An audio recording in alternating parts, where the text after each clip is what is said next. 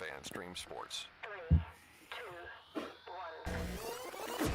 Let's start. Hello, sports fans. Welcome to Fan Stream Sports. Nothing but pure sports. This is the JP Show. JP, it is so good to hear you back on the air. Stand by. Now, here's JP. All right, welcome into a Victory Monday edition of the JP Peterson Show. And man, what a win for the Bucs in New Orleans. That was fun to watch. If you were there, boy, it must have been fun to experience, to watch those Saints fans tuck tail and walk outside their own Superdome. That was a beatdown of epic proportions as the Bucs win this one 26-9 and take a stranglehold of the NFC South, starting the first quarter of the season. An epic 3-1 for my taste, and just as good a start as you would hope for, but not a shocking start if you were a loyal listener of this particular show. So welcome into the JP Peterson Show. We appreciate you guys jumping in. Paul Stewart's going to join us, Mr. BuckPower.com, official Bucs historian. Also, we'll be talking and gloating over a European Ryder Cup win. And we'll be hitting the Bucs, NFL, the Rays getting set to take on the Rangers in a bit of a surprise matchup. So lots to get to. I'll say good morning to you, Nick Geddes from On3 Sports. How are you? Lots to get to for the next 2 hours. Looking forward to it. I'm doing fantastic, JP. It's a Victory Monday. It's a Victory Monday here in good old Tampa Bay. In your case, in Orlando. Yeah. Which, by the way, I was in Orlando this weekend. I might get to that story later today. Nice. Yeah, it's okay. It's a story of heartbreak. I'll just Oh. put it. It's a story. No. The story of heartbreak. Worse than your trip to Buffalo? I can't go that far. By the way, your audio is a little low. If you want to bring your mic up a little bit, I can hear you a little bit better, and so can everybody else, I believe. Might be better. Or get up on that mic, one of the two. Yeah, I'll adjust. It's all new That's to better. me. It's all new to me here, but we'll figure it out. Nick's running the show from home. We got some new technology we're working on today, so hopefully everything will run smooth. I'm confident. As long as who calls those plays for the Saints? Pete Carmichael? Is that their OC? Is that his name? Remember, we didn't even know who that guy's name was for the entire time Sean Payton was there. Bozo might be a better. I don't know what the hell they were thinking, but credit the Buccaneers for coming up with some big plays. So, we'll jump into this. We'll hear from Todd Bowles, Baker Mayfield, and man, there were so many stars of the game yesterday, Nick. I'll zero in on Antoine Winfield, who was just absolutely incredible on so many levels. The punch out right before the half that turns the score from 7-3 to 14-3 at the half was absolutely huge. The cause fumble, the jumped on it himself. 9 tackles, and some big tackles at that. A sack, 2 tackles for losses, a quarterback hit, pass defense, a big one there as well, saved the touchdown. Forced fumble and a fumble recovery. How's that for a game? That will that Pretty do? Good. Yeah, pretty good. Pretty damn good. Antoine Winfield was all over the place. Not only did he play fantastic football, but I thought Baker Mayfield was outstanding. There were so many big third down plays that he made in this game, especially on that game-clinching drive in the fourth quarter. And they had some big drives in this game. But there's a 3rd and 6 to Devin Tompkins, which, by the way, how about Devin Tompkins? This kid that Byron Leftwich couldn't figure out on the slowest freaking offense in the world. This kid's been sitting here for a couple of seasons now. And the kid can, as I've said many, many times, the dude can flat out play. He gets a diving catch for a touchdown, a huge third down when the game was a 1-score game at 17-9, but with a great route and a great catch. He was an integral part, especially with Mike Evans going down, of getting some key third downs. And Baker Mayfield, again, so many times he scrambled out of trouble for the touchdown to Cade Otton. What a play that was. To the touchdown to Devin Tompkins. Tremendous scramble, get open, find a guy with a great throw. The touchdown throw to TP. Trey Palmer, fantastic throw on the fade there. So I thought Baker played a tremendous game and had some key scrambles as well for first downs and a couple of runs that set him up for the Chase McLaughlin field goal. So these are all winning plays. And when I broke down this game, there were so many winning plays that the Bucs made in critical times, and the Saints did not. That's a mark of a veteran team, a savvy team, a tough team, a smart team. Whereas you see the Saints running the ball down the field at will in the third or early fourth quarter. Gonna make this a one-score game again. And then they bring Taysom Hill in to throw the ball instead of just handing it off. At that point, Vita Vea was out of the game. And by the way, the Bucs cannot stop the run without Vita Vea in the game. I mean, it's like night and day, because then the guys get up to the second level. They get their hands on Devin White, who still can't get off a block. It just changed the game. And then they bring Taysom Hill in, take a sack. Now it's 2nd and 14. You're behind the chains. You can't just run it anymore. So I thought I didn't know what the hell their play calling was. And Derek Carr, I don't know if Jameis Winston would have been any better, but he couldn't throw the damn ball down the field, and that was evident. And the Bucs knew it, so they played accordingly. That was just a weird game, and I don't want to take anything away from the Bucs. You go on the road and get a beat down like this, one of the biggest margins of victory in a divisional game, 17 points. I think that was their 5th largest victory in divisional road game. I mean, it was such a thorough win by the Buccaneers. The Saints didn't help themselves. Dennis Allen is just not a good coach. Doesn't know how to run a football team, in my opinion. But hey, that's their problem. The Bucs stepped up, and so many guys contributed. I thought it was just a great team win on so many levels. So you go to the bye now, and hopefully Mike Evans' hamstring can heal over the bye. At 3-1, the Falcons lose yesterday. I don't think you could possibly have painted a scenario, except maybe beating the Eagles, obviously, at 3-1 going to the bye week, and especially the way this team is playing and winning games. If you're a Bucs fan, you have to be thrilled with what you're seeing. Yeah, I'm certainly not taking anything away from the Bucs. They're 3-1. I mean, you say, like, if you watch this show, you wouldn't have been surprised. I got to be honest, I didn't see 3-1 coming. I thought 2-2 was going to be their fate. I thought you definitely would beat Chicago. Thought Minnesota would be kind of a toss-up. And then I thought you'd lose to the Eagles. And then I thought you'd probably split the season with the Saints, to be honest. But I got to tell you, you mentioned, like, the coaching kind of issues going on with Dennis Allen and Pete Carmichael and what they did there. I got to give credit to Todd Bowles and this coaching staff, because how many times do we come and say, man, Todd Bowles out-coached the other head coach? We haven't said that much during his time here in Tampa Bay, let's be honest. But for 3 of the 4 games, it hasn't been close. I think Todd Bowles has been fantastic. These players love playing for him. That we figured out.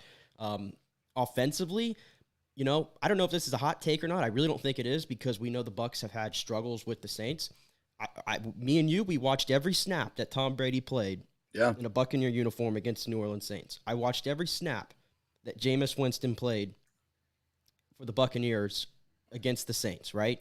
Mm-hmm. I don't recall seeing, I'd have to go back and really look, but at least in the last 4 or 5 years, I don't recall seeing as great of an offensive effort overall from the Bucs against the Saints in at least 4 to 5 years. I didn't see, like, this to me looked more gelled than at any point when we even had Tom Brady going up against the Saints. Like, I thought Dave Canales called a really, really good game. This was the best game he's called, no doubt about it, and he did it against the kryptonite of this team, the team that even Tom Brady struggled against. A really good Saints defense. A really good Saints defense that has had the Bucs number, right?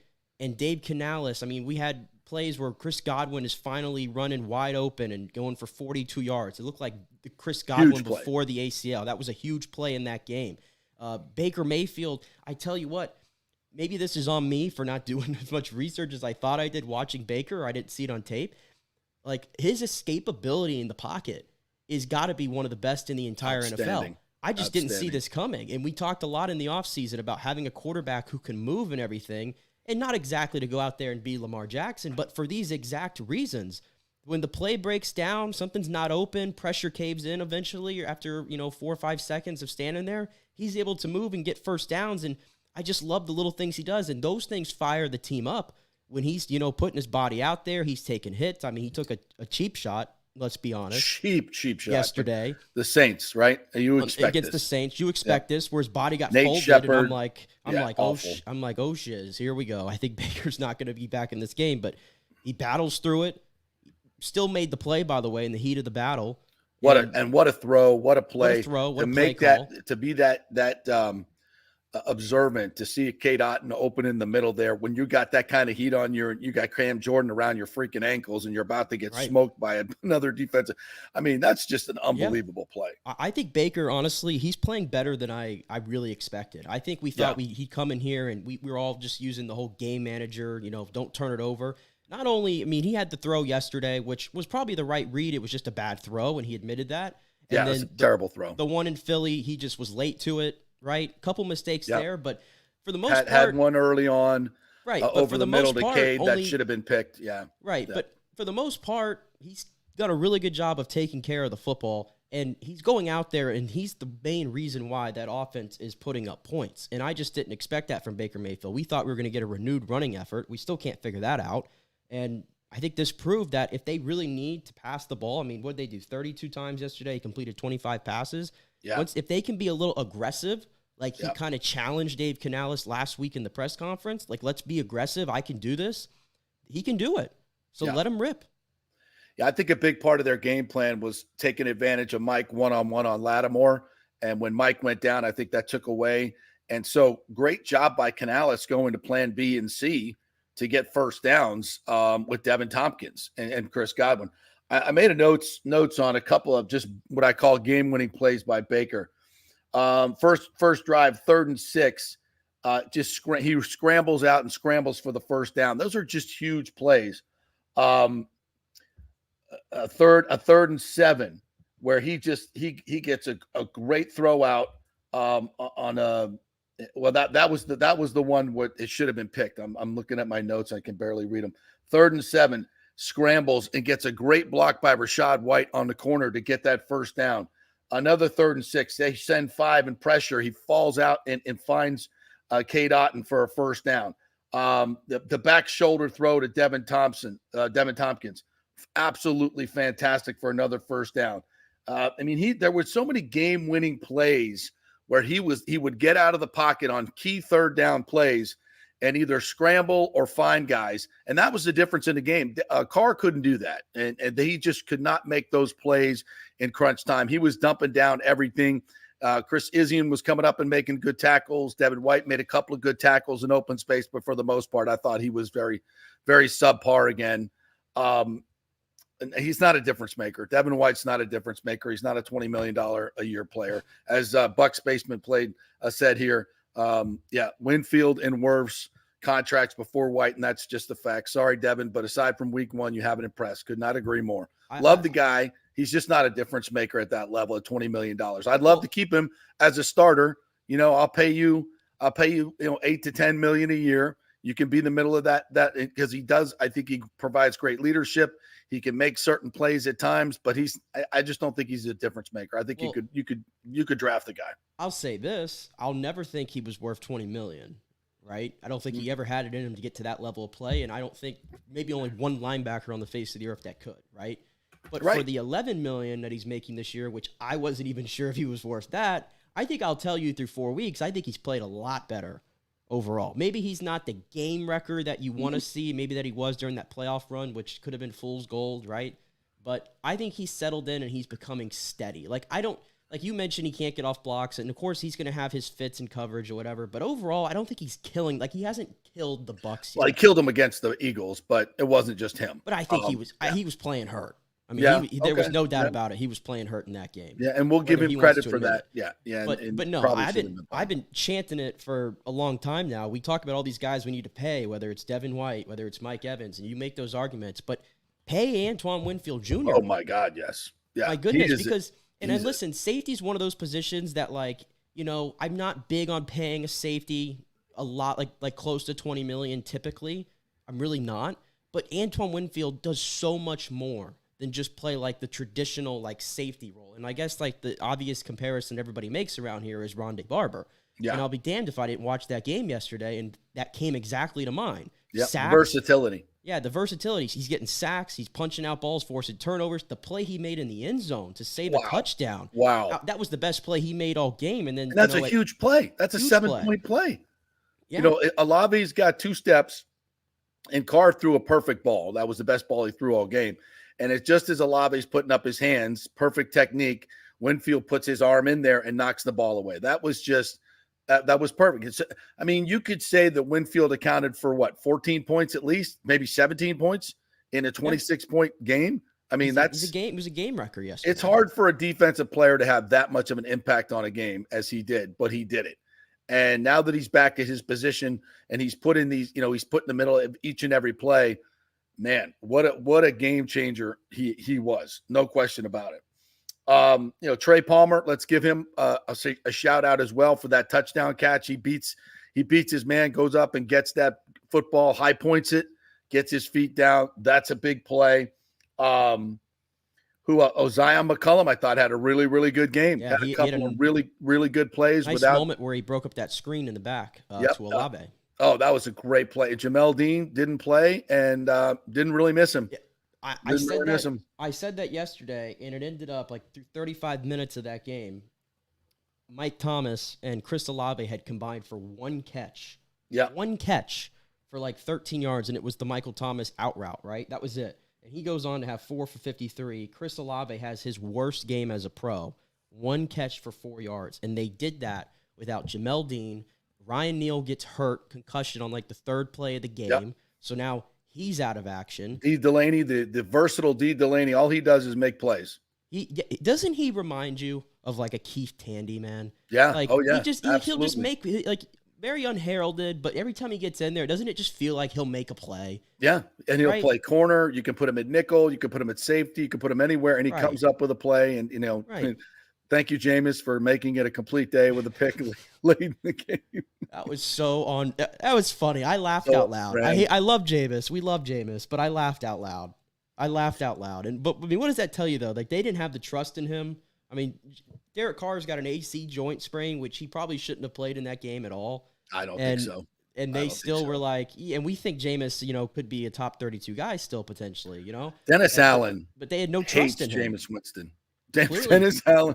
Like, why is he on your team? Like, seriously, if you're not going to play him this week, why is he on your team? Remember the last time Jameis started a game was against the Bucs last year in week 2, and Jameis looked like, the Buccaneer version of Jameis, where he was throwing 3 picks. Maybe that's what he was guarding against. He knew Derek wasn't going to be careless with it. And they thought that they could use Kamara, by the way. And listen, they got Kamara involved. Yeah, oh God, did they ever. But you know what? It didn't matter. He had 13 catches for 33 yards. One of those was a 10-yard gain. So on everything else, 12 catches for 23 yards for Alvin Kamara. He wasn't really a factor. And I'm not, again, I don't want to take anything away from the Bucs, but there was a time when Alvin Kamara in the open field was untackleable. He was. Right. He's not that guy anymore. But the Bucs certainly were ready for that. They did a great job. And they did a great job gang tackling, getting guys around the football, did a fantastic job. And one more guy we haven't mentioned who I thought had a fantastic game was Rachaad White. Rachaad White made some plays in the run game. He's starting to bang it in there. There were a couple plays where he was tiptoeing and didn't get to the line in time, missed some reads. But I thought on general, he had some great first down runs. You mentioned Dave Canales. His first down play calling, I wrote this down. The first down runs, 1st and 10, the play action throw outside to Mike Evans for 18 yards. I think they probably averaged almost 8 yards a play on first down because they did so many different things. They ran it a few times up the middle, but the first Rachaad White, they get 4. You get 4 running the football on first down, that's a win. Even you get 3. You get 3 or 4, that's a win.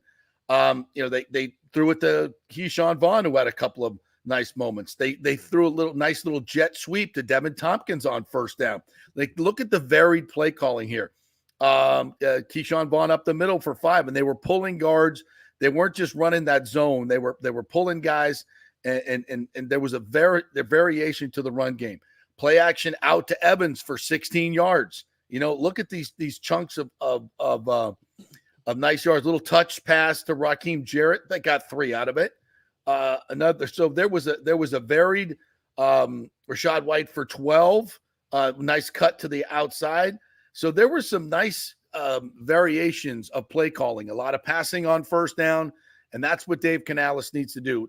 We don't need to be even 50-50 run and pass on first down. It probably needs to be 75-25 pass to run because that's what's working for the Buccaneers. And now that can set up your run on second down. So I thought Canales was much better in his play calling on first down. Well, I mean, the Eagles obviously were going to be a rough matchup. We knew that, but they ran it 12 times on first down in that game for 21 yards or something. Like, it was just it looked like Byron Leftwich syndrome all over again. And I guess you see that, you need to get a little bit more varied. You got to get in your bag, I guess, to say. And Dave Canales, again, this is the fourth game calling plays. It's all a work in progress. We knew that, but listen, look what we just said. This is his fourth game calling plays. This is still a work in progress, and they're 3-1. So, I mean, we're trying to be selfish here, but you're 3-1 at the end of the day. And when you play defense like the Bucs did, you give up 9 points, you're going to win 99% of the time. Yeah. I mean, it makes it easy on a coordinator, right?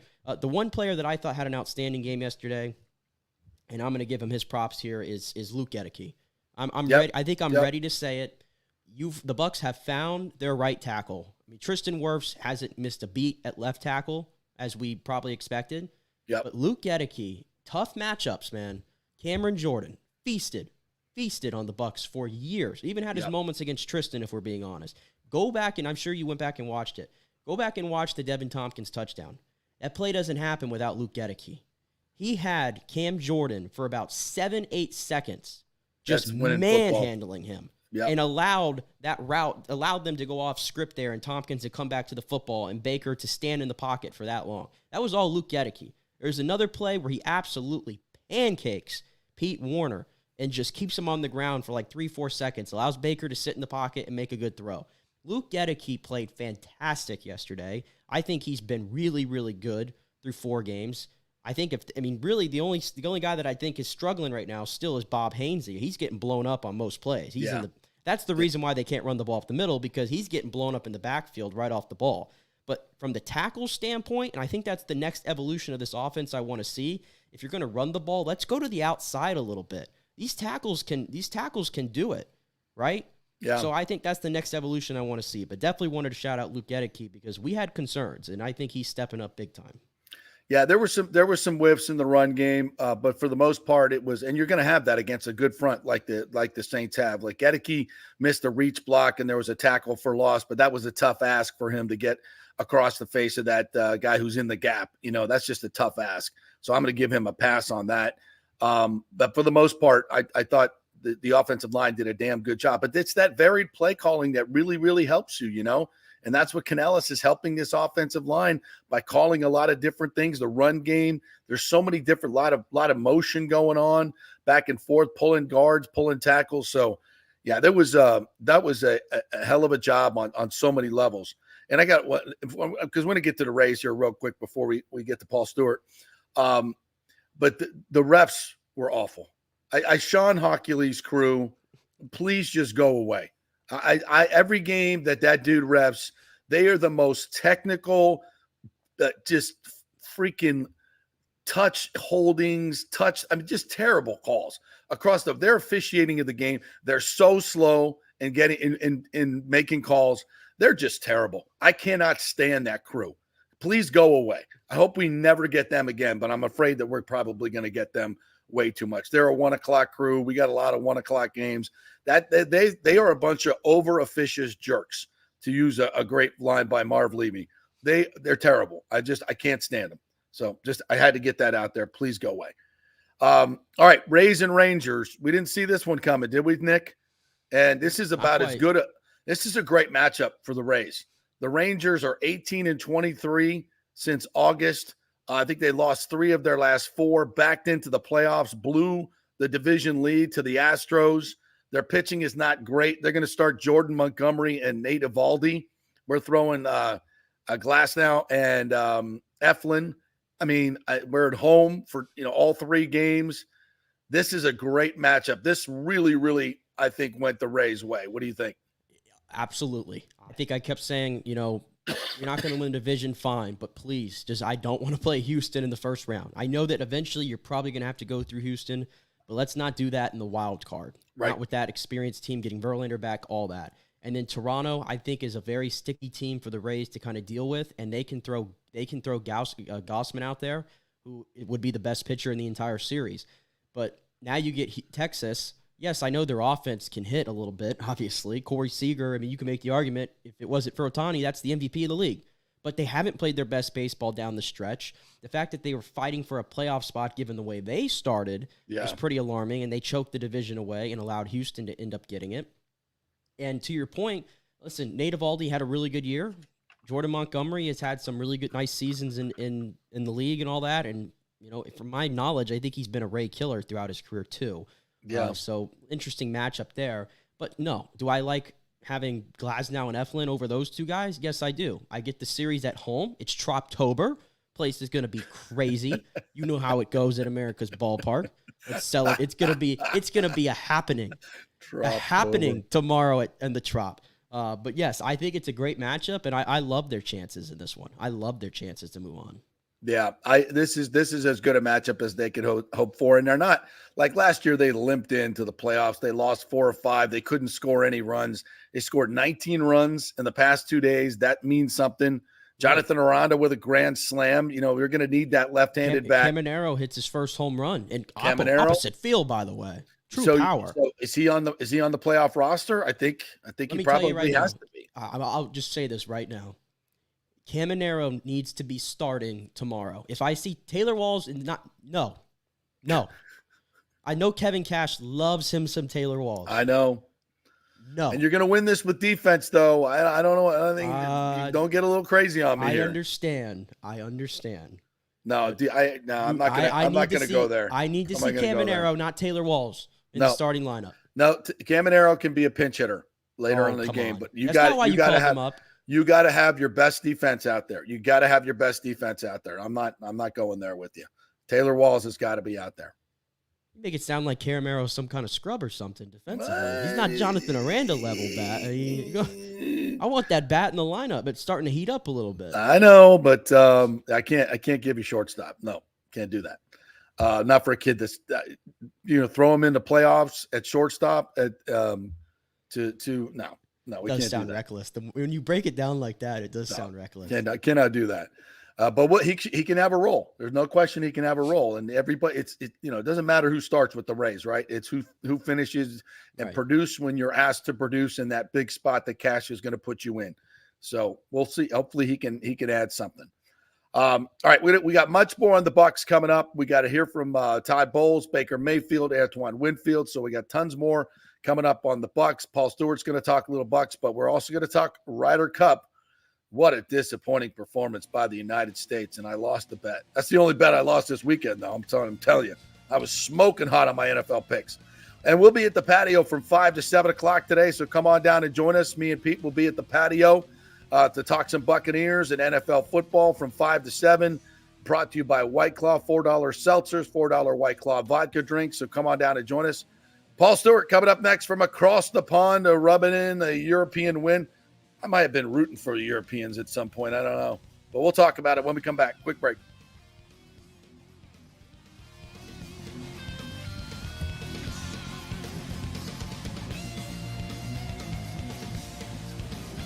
Sitting around the house. Well, the Golden Diamond Source will purchase a variety of different types of coins and bullion. Their gold buying program includes sterling silver, silver, platinum, and watches. They also accept unusual pieces that other jewelry stores do not, such as gold bars and sterling silver flatware.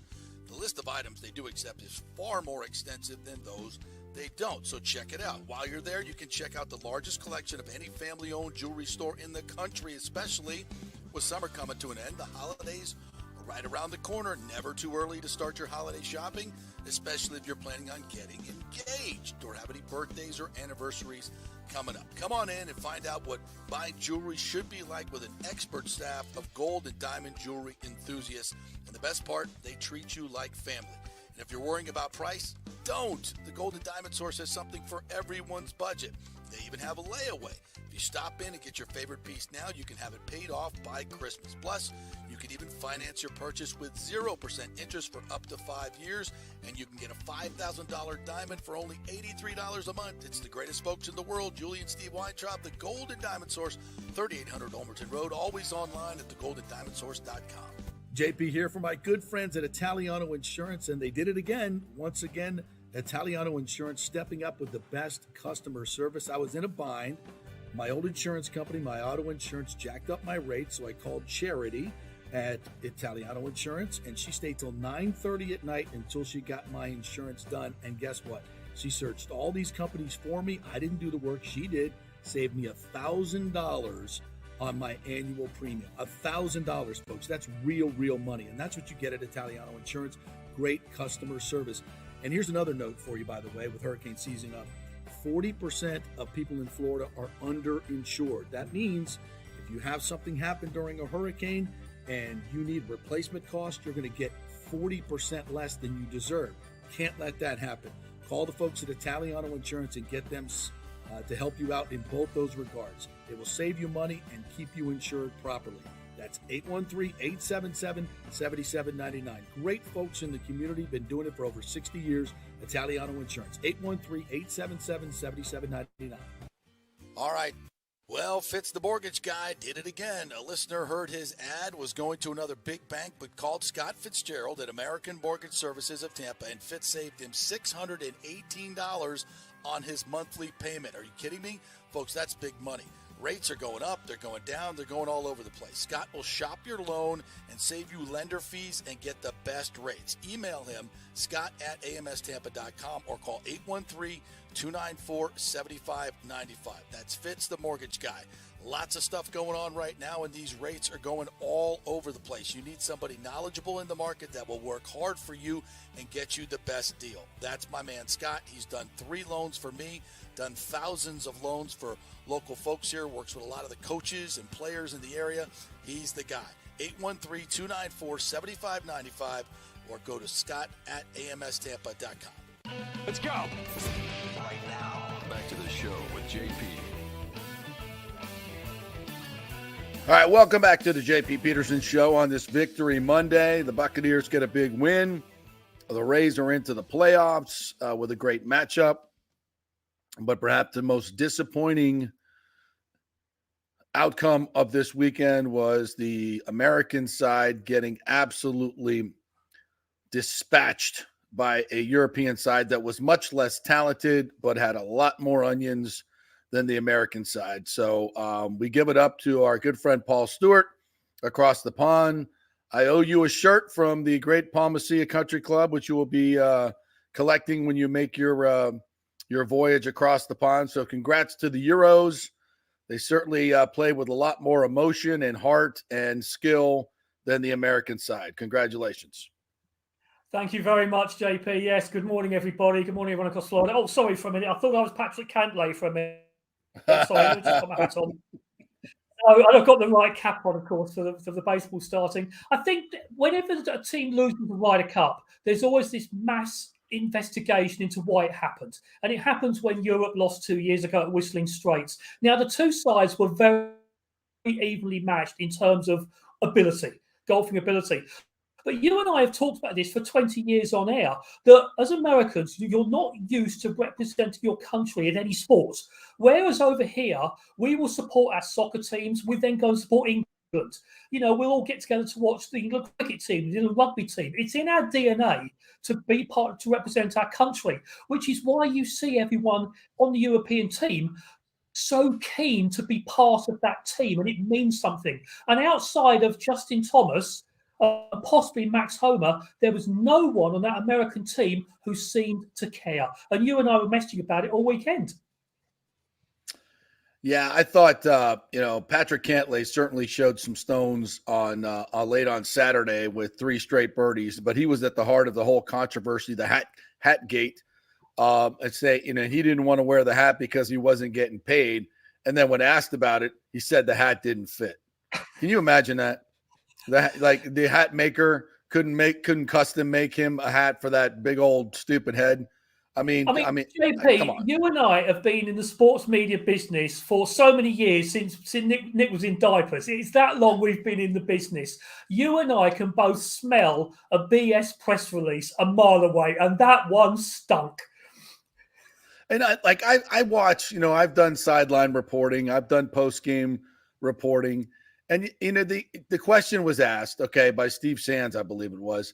But when you get that answer, can we not just challenge anybody? Can we not challenge anybody? Can we not say, Patrick, the hat maker could not at the Ryder Cup could not get a hat to fit your head? Is that what you're telling me? That's the reason? I mean, can we not just follow up and just ask the question? Like, everybody knows why you didn't wear the hat.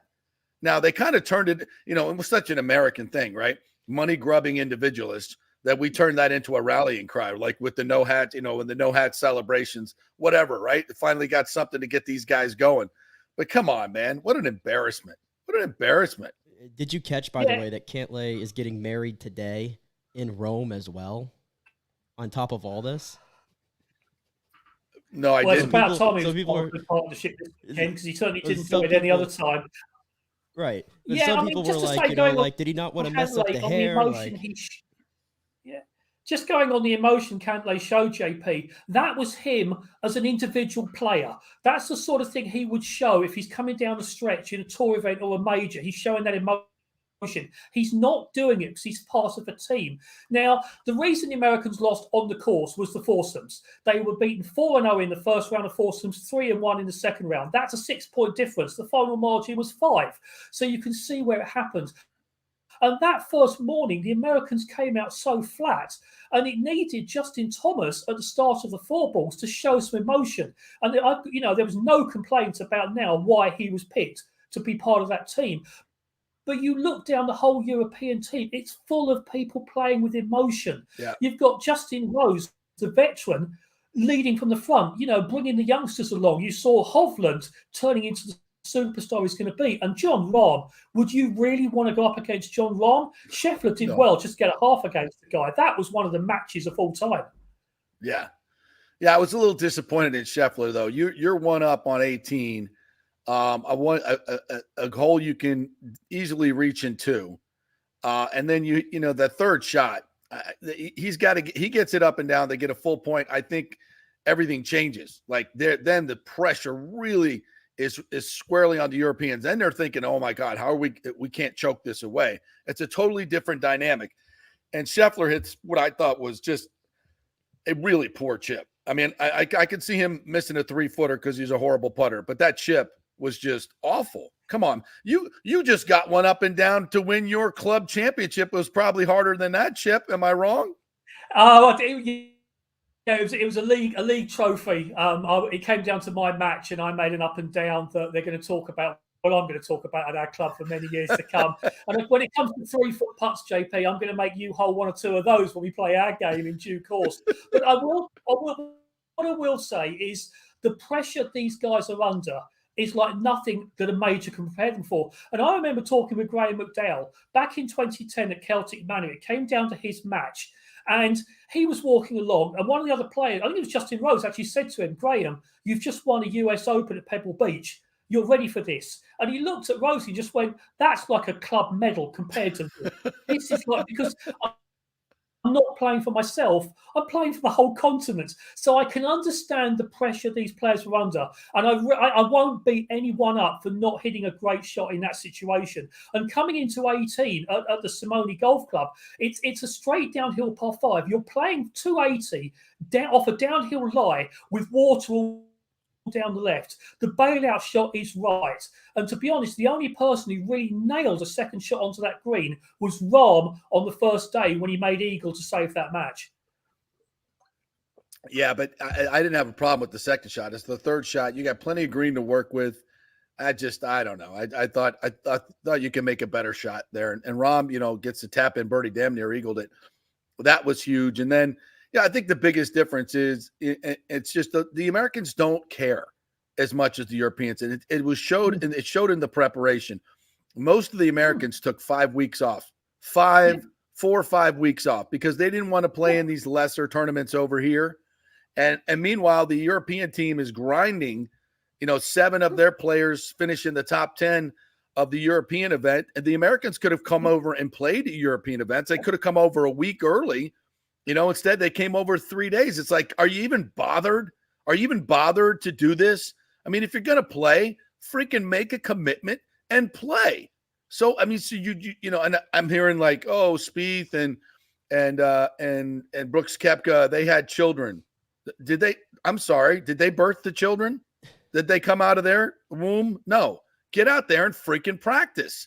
Let's go. And by the Let's way, get ready for this. and I mean, you mentioned Koepka. How lethargic did Oh he my look God. the entire? I mean, that guy gets a lot of heat, and I kind of defend him sometimes. But like again, the passion part of it—that's Couldn't what care sucks. less. And it's like that, honestly. Like I feel like with a lot of sports that represent USA, because like Paul said, it's just different over there. Yeah. It really is. And it was like a little thing that I noticed when guys are being introduced on the tee box at 1.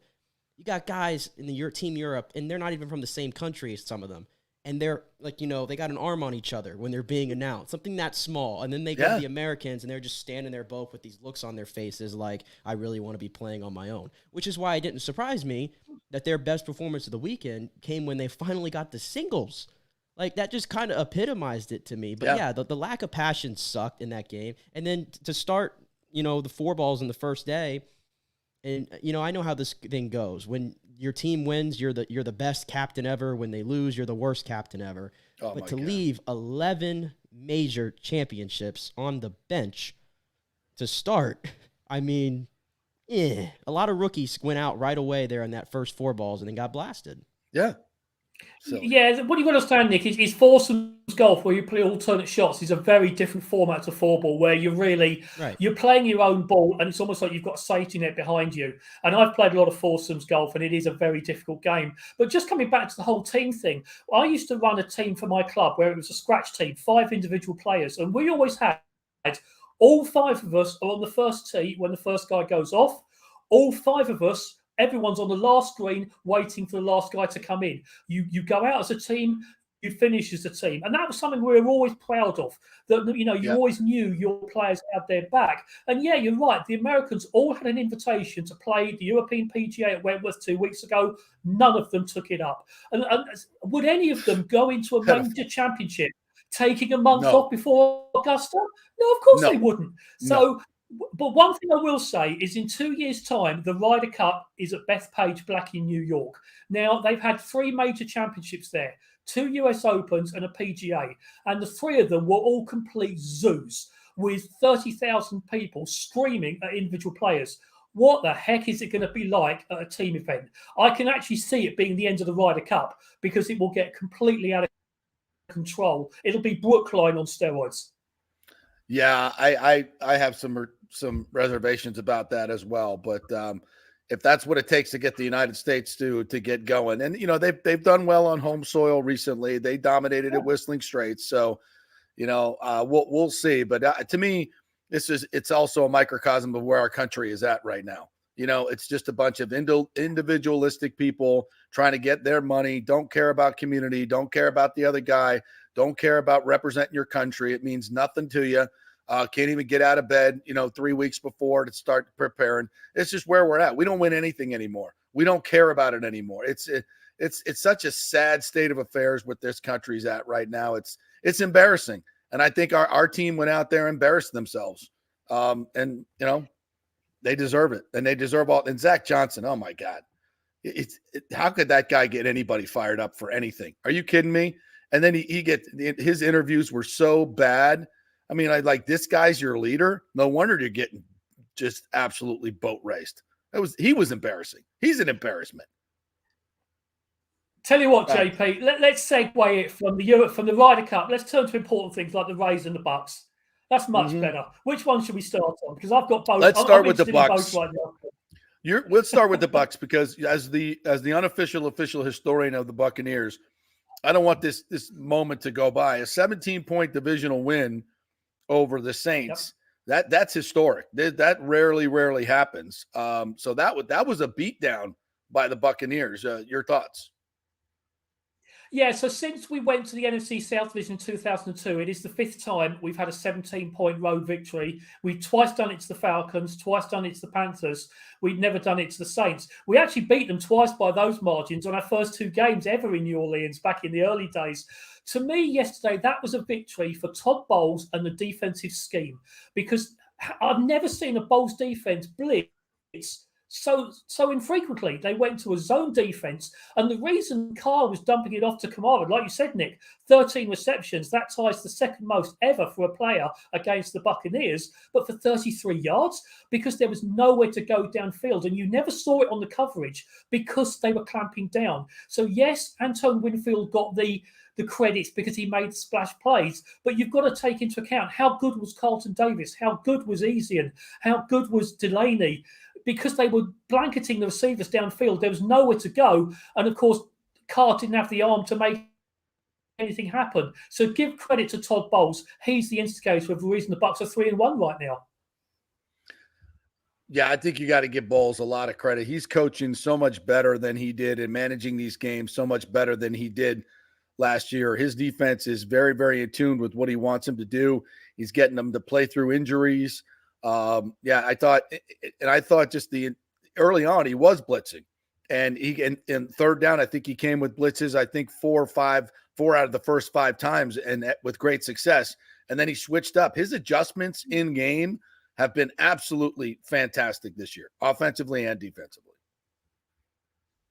Yeah, what I will say about the scheme changes is the reason he's able to coach differently. He no longer has the elephant in the room. Sorry, the goat in the room. So he's now the leader of the team. If you went back to last year, who was the leader of the franchise? It wasn't the head coach. It was Tom Brady. He's no longer there. Absolutely. So that has now got a chance. It's addition by subtraction. And this whole new thing of having a quarterback who can get out of the pocket, this is amazing. Wow. I never knew this.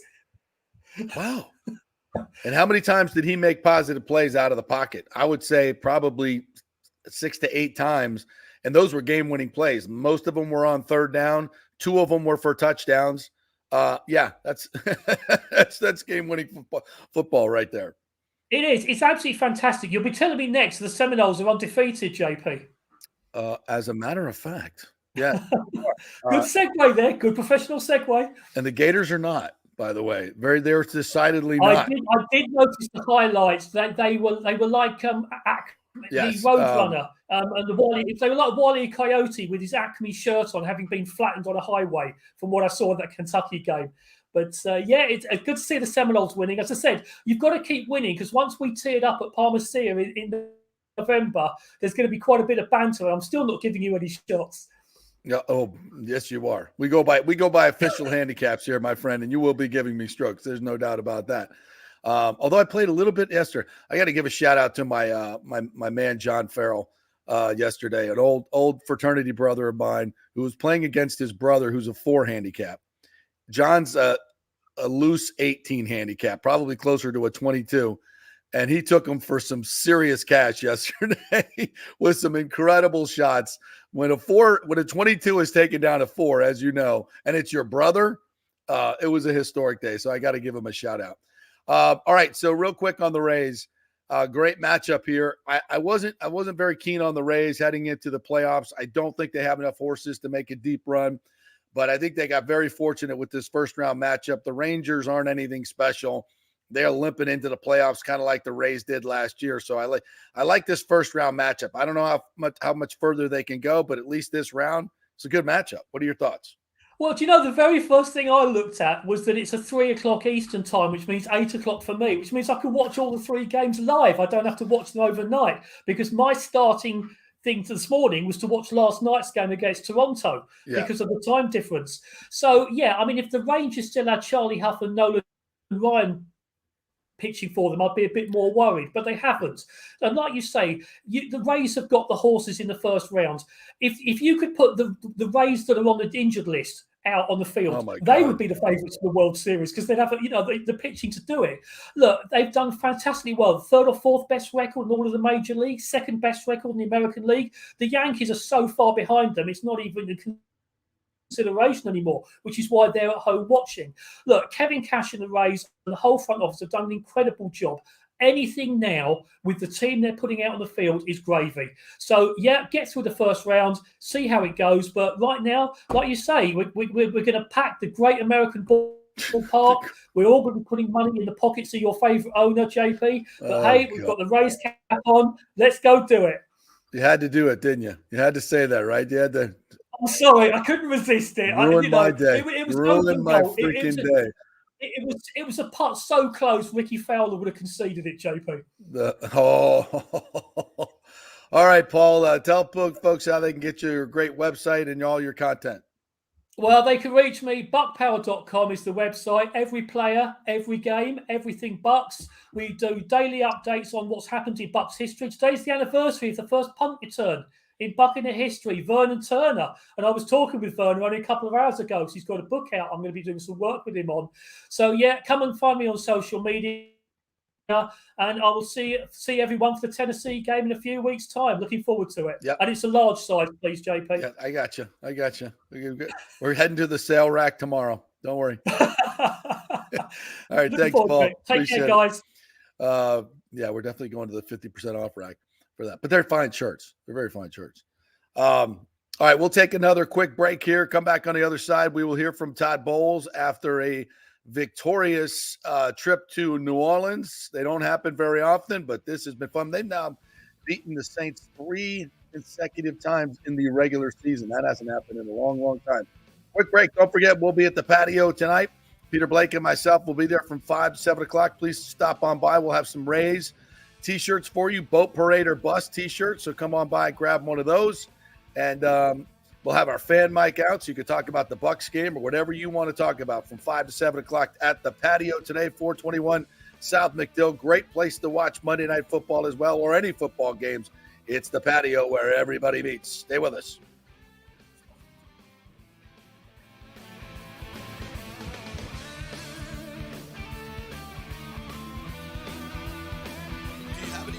Coins sitting around the house? Well, the Golden Diamond Source will purchase a variety of different types of coins and bullion.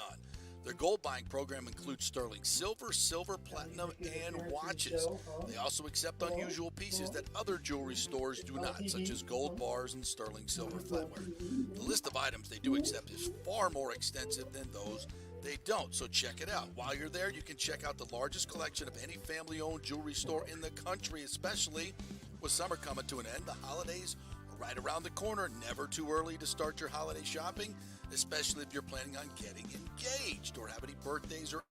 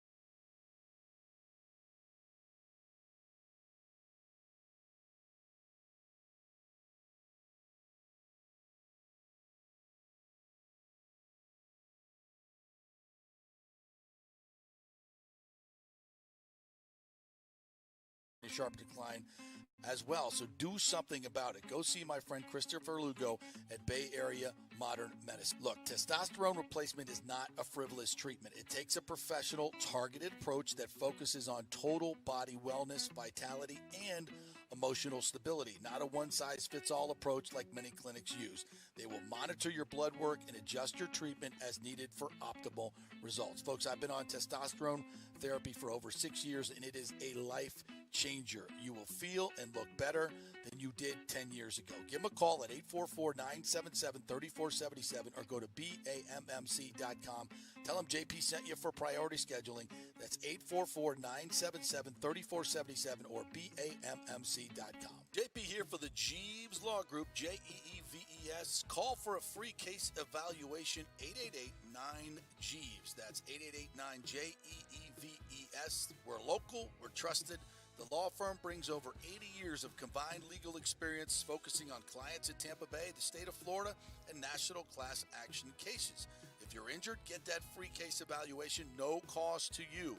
The Jeeves Law Group's focus is on auto, truck, and motorcycle accidents, as well as class action and consumer protection law. Scott Jeeves is a board-certified civil trial lawyer and a certified circuit court mediator practicing in the Tampa Bay area for over 30 years. You hear him on the show all the time. Great guy, big Gator fan, and great for the community. The G's Law Group is a highly skilled team with years of experience that will apply their skills, expertise, and knowledge to assist individuals who have been in an accident with compensation for damages, lost wages, medical expenses, pain and suffering, and property damage. Get that free case evaluation, 888-9-GEEVES. That's 888-9-JEEVES. Coming back at you. Now, more with JP on FanStream Sports. It's only just begun. All right, welcome back to the JP Peterson Show as we roll through this Victory Monday.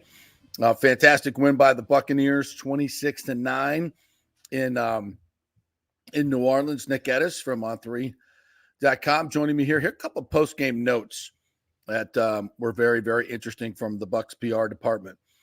Antoine Winfield Jr. forced and recovered a Saints fumble.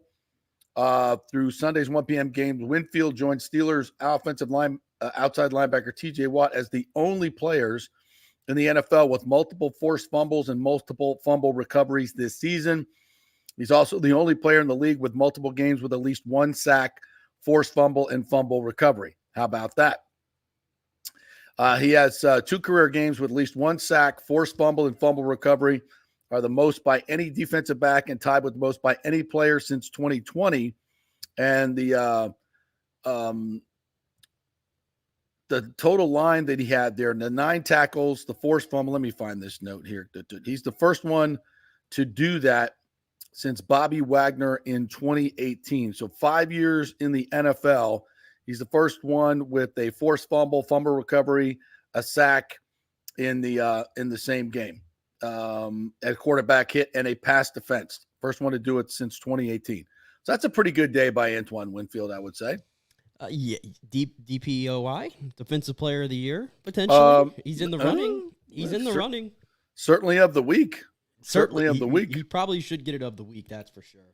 But yeah, he's that moving him back to safety definitely was a big help. And you mentioned some little notes there. I love going through. Greg Allman always has the best notes after the game. Yeah, and you see these little kind of factoids and stats and all that. And the Bucs through 4 games. I didn't know this.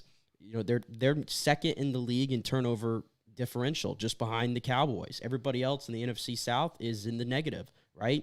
I mean, we talked about that, winning the turnover battle and doing that. I think this Bucs defense is they're very opportunistic right now.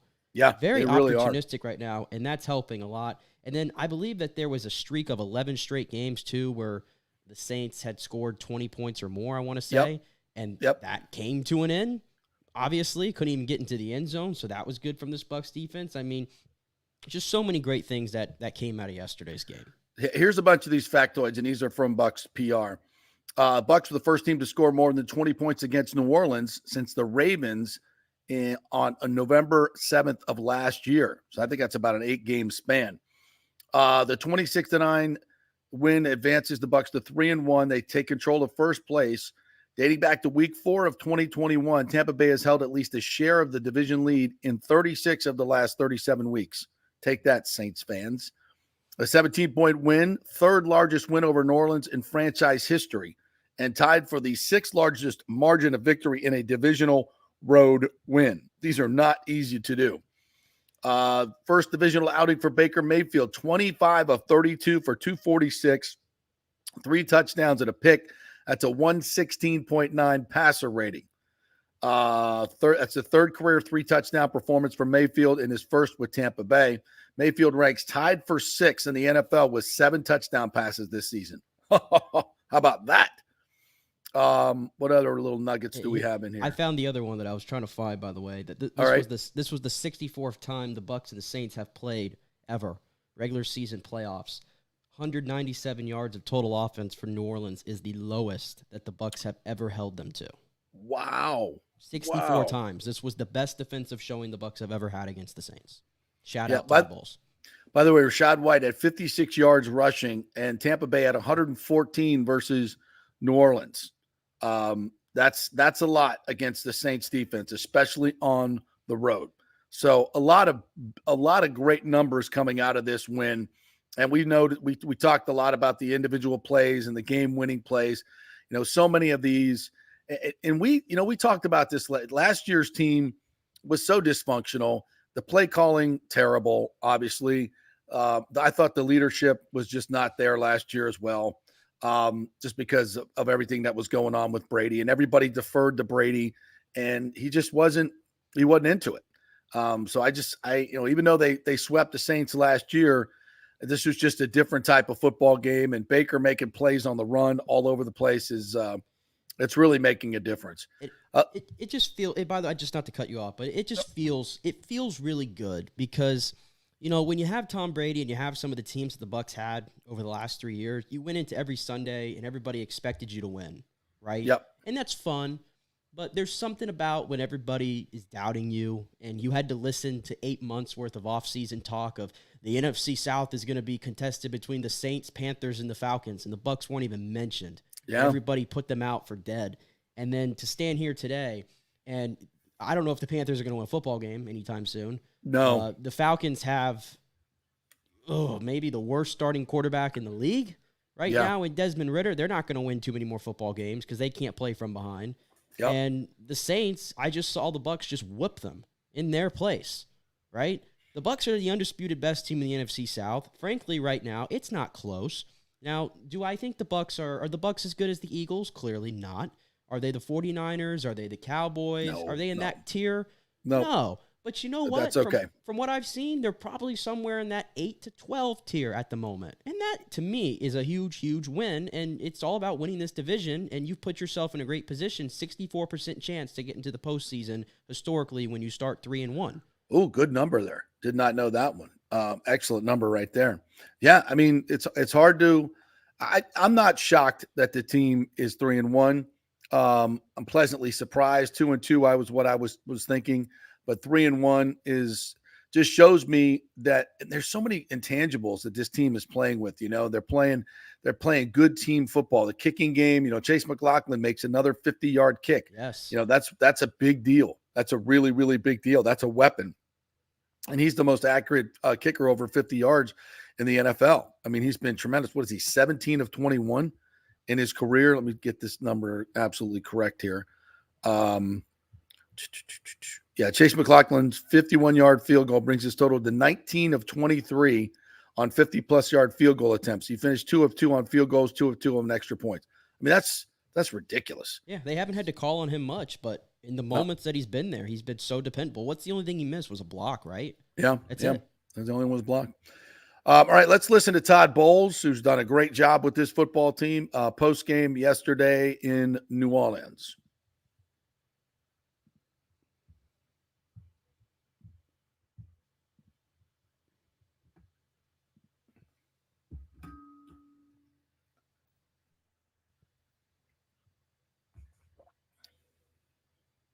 Oh, there we go. Can we hear him? No, I'm not hearing him. There, you got him here. Yeah, we didn't play well on Monday night, wanted to come back and redeem ourselves, and a lot of guys stepped up from injured guys. A lot of injured guys played, and they played well as a group and as a team. I thought it was a great team win for us. On offense, first pass play of the game went to Mike Evans. Unfortunately, he left after those 3 catches with injury. Do you have any updates on the hamstring injury? Not yet. He's just tweaked it right now. I'll see how serious it is or isn't once we get out of here and once they run some more tests on it. So I thought the guys that came in stepped up. Tompkins and Trey, Jarrett, all them guys really stepped up and stood in there. Baker said earlier this week that he felt like the offense needed to be more aggressive. You guys threw on first down. It seemed like a lot more than maybe you had previously. Was that kind of the idea behind that? We wanted to be a lot more aggressive. We're trying to take what they gave us. If they crowded for the run, we threw it. If they tried to take away the pass, we kind of ran it. So it's a good balanced attack. Did you spend much time worrying about which quarterback was going to play with the Saints? It doesn't look like it. No, because the scheme is the scheme. They both can throw the ball pretty well. We kind of knew what the offense was with Kamara coming back. Very talented group over there. We know we have to see him again.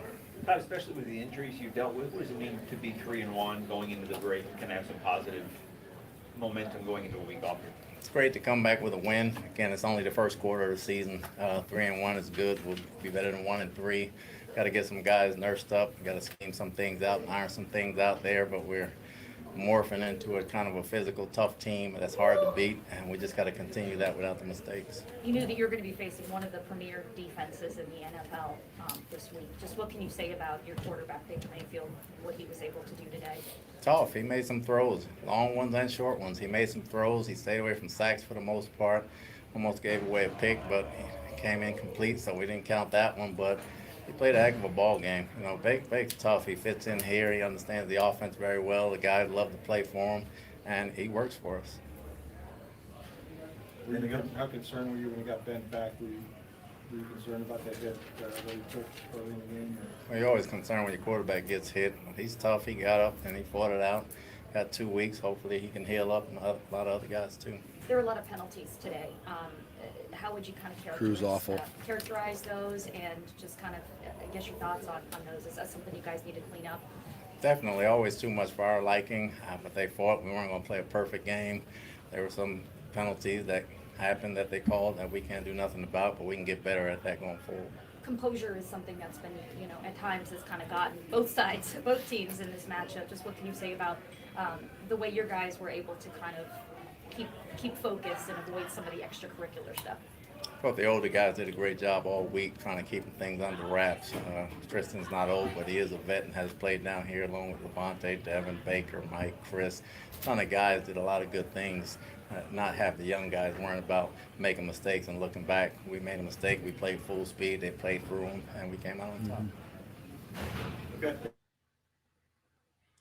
There's Todd Bowles, victory Monday, post-game there. By the way, here's some other numbers. Quarterback efficiency, EPA per play through week 4. Brock Purdy, Tua, Josh Allen, Patrick Mahomes, Russell Wilson, Baker Mayfield, sitting there in the 6th spot, ahead of Dak Prescott, Justin Herbert, Geno Smith, Jared Goff, Matthew Stafford, Lamar Jackson. So yeah, he's doing pretty well. That's what I'm saying. He's like exceeded my expectations. He's playing at a top 10 level right now in the NFL. I think we were just asking like Baker, can you be I think we were like, can Baker be the 16th best quarterback in the league this year? Would have been great, right? But he's playing at a top 10 level. I hope it continues. Like, you have to keep building off of this. You get an early bye week, by the way, before you come back home and you get a really good team against Detroit. So you get 2 weeks to prepare against one of the better teams left on your schedule, which I think is huge at 3-1, and let these other teams, again, in the NFC South just try to figure it out. I mean, the Bucs are not perfect. We know that. And that's the thing. You're 3-1, and this was the closest they've played to a complimentary game so far this season. I mean, if I'm looking for things that I think still need to get better, and I think you would agree with this, I thought the pass rush is still very just – there's like long stretches throughout the game where the pass rush just disappears. And I thought, they had a left tackle in Pennig who's not really good. He's been awful all season. I thought they could have taken advantage of him. That didn't happen. Derek Carr, obviously a little gimpy with the shoulder. Get some pressure on him. Didn't really happen that much. I still need to see more from like JTS. Great game against Chicago, and then he follows it up with he was just a bus rider yesterday, essentially. Shaq Barrett nowhere to be seen yesterday. I thought Yaya Diaby actually had some pretty good rushes. He did get double teamed. Yep. But outside of that, I think the pass rush has got to improve. I think if I'm looking at one thing defensively, at least. Yeah, when they brought pressure early on, I thought that when they're bringing 4 and 5, bringing 5 and 6 a couple of different times, they got some pressure. I think Todd was just like, "Hey, we got the lead. We're going to sit back. We're going to play cover 2 shell, rally up. We'll let Derek just dump it down, and we'll take our chances in the red zone." And it worked. Again, New Orleans started to run the ball there in the third and fourth quarter, and they went away from it, which I just boggles the mind. There are times when, especially when Vita Vea is not in the game, that the Bucs get steamrolled up front. So I think they're vulnerable. In their pass rush needs to be better, and I think their run defense needs to be better when Vita Vea is not in there. And even when he is in there, even the Eagles certainly took advantage of it. So no, this team is far from perfect. They're going to need Mike Evans. Mike Evans cannot have a prolonged stint on the injured list. I don't know. This hamstrings have always been an issue, which once again, folks, is why you don't break the bank for Mike Evans. We love him. He's awesome. But the team comes first. You cannot guarantee $75, $85 million to a 30, 31-year-old receiver with a history of hamstring issues. See Cooper Kupp. It's just not, it's not a good investment. As much as we love Mike, it's not a great investment. All right, let's take a quick break. And then when we come back, we'll hear from Baker Mayfield. I love his humility. Absolutely love his humility. And we'll hear it again in his post-game comments. Come on out to the patio tonight. We'll be there 5 to 7, Peter, Blake, and I. So come join us. We'll have our fan mic out if you want to chat about the Buccaneers or any other things. We're going to get to some college football here in just a little bit as well. So stay with us. Quick break. We'll be at the patio tonight, 5 to 7 o'clock, brought to you by White Claw. Back in 3.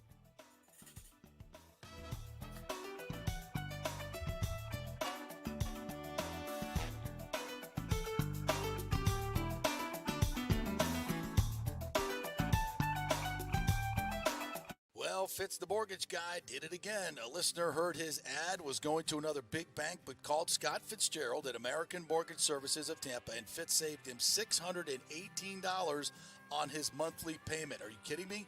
Folks, that's big money. Rates are going up, they're going down, they're going all over the place. Scott will shop your loan and save you lender fees and get the best rates. Email him, scott@amstampa.com, or call 813-294-7595. That's Fitz the mortgage guy. Lots of stuff going on right now, and these rates are going all over the place. You need somebody knowledgeable in the market that will work hard for you and get you the best deal. That's my man Scott. He's done 3 loans for me, done thousands of loans for local folks here, works with a lot of the coaches and players in the area. He's the guy. 813-294-7595, or go to scott@amstampa.com. Have any old coins sitting around the house? Well, the Golden Diamond Source will purchase a variety of different types of coins and bullion. Their gold buying program includes sterling silver, silver, platinum, and watches. They also accept unusual pieces that other jewelry stores do not, such as gold bars and sterling silver flatware. The list of items they do accept is far more extensive than those they don't, so check it out. While you're there, you can check out the largest collection of any family-owned jewelry store in the country, especially with summer coming to an end. The holidays are right around the corner. Never too early to start your holiday shopping, especially if you're planning on getting engaged or have any birthdays or anniversaries coming up. Come on in and find out what buying jewelry should be like with an expert staff of gold and diamond jewelry enthusiasts. And the best part, they treat you like family. And if you're worrying about price, don't. The Golden Diamond Source has something for everyone's budget. They even have a layaway. If you stop in and get your favorite piece now, you can have it paid off by Christmas. Plus, you can even finance your purchase with 0% interest for up to 5 years. And you can get a $5,000 diamond for only $83 a month. It's the greatest folks in the world, Julie and Steve Weintraub, the Golden Diamond Source, 3800 Olmerton Road, always online at thegoldendiamondsource.com. JP here for my good friends at Italiano Insurance, and they did it again. Once again, Italiano Insurance stepping up with the best customer service. I was in a bind. My old insurance company, my auto insurance, jacked up my rates, so I called Charity at Italiano Insurance, and she stayed till 9:30 at night until she got my insurance done. And guess what? She searched all these companies for me. I didn't do the work. She did. Saved me $1,000 on my annual premium. $1,000, folks. That's real money. And that's what you get at Italiano Insurance. Great customer service. And here's another note for you, by the way, with hurricane season up. 40% of people in Florida are underinsured. That means if you have something happen during a hurricane and you need replacement costs, you're going to get 40% less than you deserve. Can't let that happen. Call the folks at Italiano Insurance and get them to help you out in both those regards. They will save you money and keep you insured properly. That's 813-877-7799. Great folks in the community, been doing it for over 60 years. Italiano Insurance, 813-877-7799. Pure sports. JP is back on. Welcome back. FanStream Sports.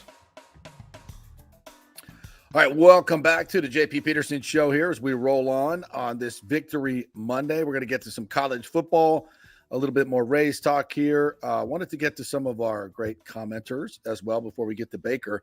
And this one really kind of hit hard here. Yeah, Kalijah Kancey's played 10 snaps. This team's 3-1. Your first-round pick has played 10 snaps, and he's going to be, talk about pass rush and run defense, he's going to be a difference maker. I firmly believe that. And I think the Bucs have kind of rolled the dice a little bit and said, you know what? Let's not mess around with this calf injury. Let's just get him past the bye, and then he'll be back and ready to go. So that's a huge plus. Well, not having to think about who's playing in there instead of him right now. It's Mike Green.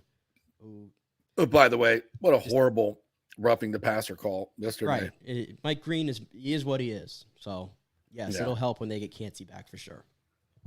Bucs Live. This team is opportunistic, disciplined, and people still want to fire Bowles. Listen, I was probably one of the biggest Bowles critics over the offseason, respectfully, but I just wanted to see him step up and coach better, and he has. And I'm more pleased about that than anything. Todd Bowles is playing his way, coaching his way into another contract. The way this team has reacted to him, his defensive schemes. You're 3-1. Your team is motivated. They're playing hard. I mean, how do you have a problem with Todd Bowles at this point? Right, and I love the little clips they show us now, like in the locker room, of him getting like really hype, and now they all do the whole thing. I don't think we saw those clips last year from Todd Bowles in the locker room, but they're putting it out there, and maybe that's by design, so everybody can see, like, for everybody that keeps saying the guy's got no emotion, and he tells that to the media all the time. Just because you see what I am here doesn't mean you know what I am behind the scenes. But yeah, he's proved both of us wrong and a lot of people wrong. There should be no discussions about his job at the moment. None. My man James, look at this. I love Brady. Boy, he does love him some Brady. But no way we win yesterday if he was quarterback. No way we sustained drives. Brady would have thrown 7 to 10 balls in the dirt. Mayfield was the difference on offense. You are correct, sir. Coming around to the dark side. Ding, ding. Well done. Yeah. Yes, Gedeke has improved, but let's slow down on saying Bucs have found their right tackle. I agree with you, James, here, Mr. Geddes. I'm excited. I'm just a little excited about Luke Gedeke. I gotta be honest. I haven't broken down, like, I watched a lot of the tape, and there were a couple of moments that weren't great. But again, he's a lot better than I thought it was going to be. I thought it was going to be a bloodbath like most weeks, and it hasn't even been close. Jumping in here real quick from Lonnie Wilkins. Bucs look great, and time to raise the F up, boys. That's right. Bats look good at the right time. I'm drinking the orange Kool-Aid. Look, the Rays are definitely, their offense is getting hot at the right time. I know it's against the Blue Jays pitching, but that stuff's contagious. And you want to score 19 runs the last couple of days. Let's go. Here's an interesting one from San Antogato. Is Derek Carr washed up, or was it just his injury? I mean, there's, our man Harry the Greek's talking about, a lot of people feel like Carr's arm is damaged goods. And don't forget, the Saints are tied to him for 3 years, guaranteed. Let me tell you the story of Derek Carr. Derek Carr had one amazing season in 2015. Since then, he has been a middle-of-the-road quarterback who had like one playoff appearance. Not the greatest circumstances in Las Vegas, but from a talent perspective, Derek Carr is not a top 10 talent in the league. He certainly was paid like it, and this is the same quarterback who got benched last year against the Raiders because he was playing horrible. Yep. And I was supposed to just expect, because he got $40 million and he got a fresh coat of paint, that all of a sudden he was going to turn into this guy that was going to lead the Saints to the playoffs. Nah. I'm not saying he was healthy yesterday, because clearly he wasn't. But what about the first 3 games? Did he look good there? Didn't look any better. Yeah, didn't look any better. Yeah, I think Jameis probably gave him a better chance to win yesterday, but the Bucs weren't going to lose that game. No. Bucs this good or just pretenders? I think, what Nick said is I think it's about right. I don't think they're elite. I don't think they're part of the elite. They could host a playoff game, though. Host a playoff game. Jalen Hurts gets hurt. Brock Purdy goes down. They're not. Take your shot. I'll just put it this way: they're not. And I know Todd Bowles said they're turning into a physical team that's hard to play against, and that's funny because I watched them get absolutely bullied the week prior. But again, it's Philly. I get it. Yeah, they're elite. But that's my point, though, is the 3 best teams in the NFC, and I think it's a runaway, are Philly, San Francisco, and Dallas. I think those are the 3 best teams. And all 3 of those teams have really, really good offensive lines. And all 3 of those teams have really, really good defensive lines, right? Shocking development. Shocking. That's how it works in this league. The Bucs, Yep. I just told you, they really can't get home that much on a four-man rush. And then on the offensive line, you have one stalwart that you know you can count on. Geddeke's coming along, and then everything in the middle right now is kind of a crapshoot, play by play. So they're not physical enough, in my opinion, in the trenches yet to compete with those teams. But after that, I think they can hang with any other team in the NFC. I agree. But Kenton Cansey back will make your defensive line a hell of a lot better. Hell of a lot better. So I'll be interested to see that. All right, let's listen into Baker Mayfield, the heart and soul of this Buccaneers football team. Everybody's brought in. So let's listen to Baker Bake. Nice shirt, bro. What's that hat he got on? How were you able to get out of that, and how did you tough it out? Bucky's? It's pretty scary, to be honest with you. Just getting pinned down, just those scary moments, and then obviously a late hit coming on top of that. So luckily it wasn't worse than it was, so thank God for that. But Cade presented a good little check down right there in front of me, and he was able to make a play after that. You were able to hit Mike first pass play of the game on an 18-yard completion. I know you talked earlier in the week about wanting to be more aggressive. Was that the idea to attack earlier on downs? Yeah, I mean, just taking advantage of our one-on-ones. Just trusting our guys. I think you saw that throughout the game, and and obviously unfortunate to lose Mike during the game, but our young guys are playing well. I think you saw that firsthand. Chris stepped up in a big way. Still need to get him a touchdown. Underthrew him right before the half. Just a bad throw in the interception, and then on that late fade ball right before we scored a DT. Just trying to get him in the end zone, but everybody was playing well. Hey, Baker, what do you attribute to the fact, you've had issues with turnovers, but you've been fantastic this year. What has changed for you, and you play with obviously more confidence? It was a great team. Everybody's on the same page, and just everybody's doing their job. It comes down to little details when you're playing against a good team like that. And so, obviously would like to have that one throwback today, but it's a physical error. That wasn't anything mental. That was just a bad throw. So, we can correct those. What does this do for your confidence, for the team's frame of mind to be able to go into the bye week, an early bye, 3-1? It's good for us. I mean, obviously early bye is, it's going to be a grind down the stretch for us, but looking at how we're at injury-wise, it's coming at a good time. And just momentum-wise, having a good division win against a very physical opponent, this couldn't have come at a better time for us. How are you guys able to sort of troubleshoot today and adapt when, whether it's an injury or the running game comes and goes, and you have to find ways to get the ball downfield? It comes down to everybody paying attention during meetings, practice, next man up mentality, and just everybody being on the same page when it comes down, like I mentioned about the turnovers. It's everybody's on the same page no matter who's in there. You got to know your job and do it at a high level, and our young guys did that at the same time today as our veterans. It seemed like you had that 83-yard drive or whatever it was, a lot of plays. You had shovel passes and end arounds. Did it feel like you got in the low zone there with Dave? Yeah, no, definitely. We were finally able to get into a groove. It's just a matter of us getting that that first drive going. Obviously, the first one I think was a 6-play drive, but we hurt ourselves a little bit. But yeah, we finally were able to get into a rhythm, and then that's when we can dial it up, and the guys are on the same page. So you see all the different unique plays, but we practice those, and so we just have to be able to do the simple little things right early on to get into that rhythm. It seemed like you used your legs more today, maybe by you had to, but just what smart scrambles there. Yeah, there was a couple there. I mean, early on in the game, Thad Lewis pointed out that they're not accounting for me, and then just that last third down right before we hit Chase hit the long field goal. Dave's telling me, we just need 5 yards right here. So we were looking for obviously to convert the first down, but just getting into field goal range and letting Chase. I mean, he's consistent for us, so getting him into range. Do you take it personally if they don't account for you? No, it's just. I mean, I don't take it personally. I'm not the athlete that our skill guys are. I know better than that. What do you think? I don't think too many people outside of your building would have thought you'd be in first place after 4 games. What does it say about where you guys are and how confident are you about? It shows just the.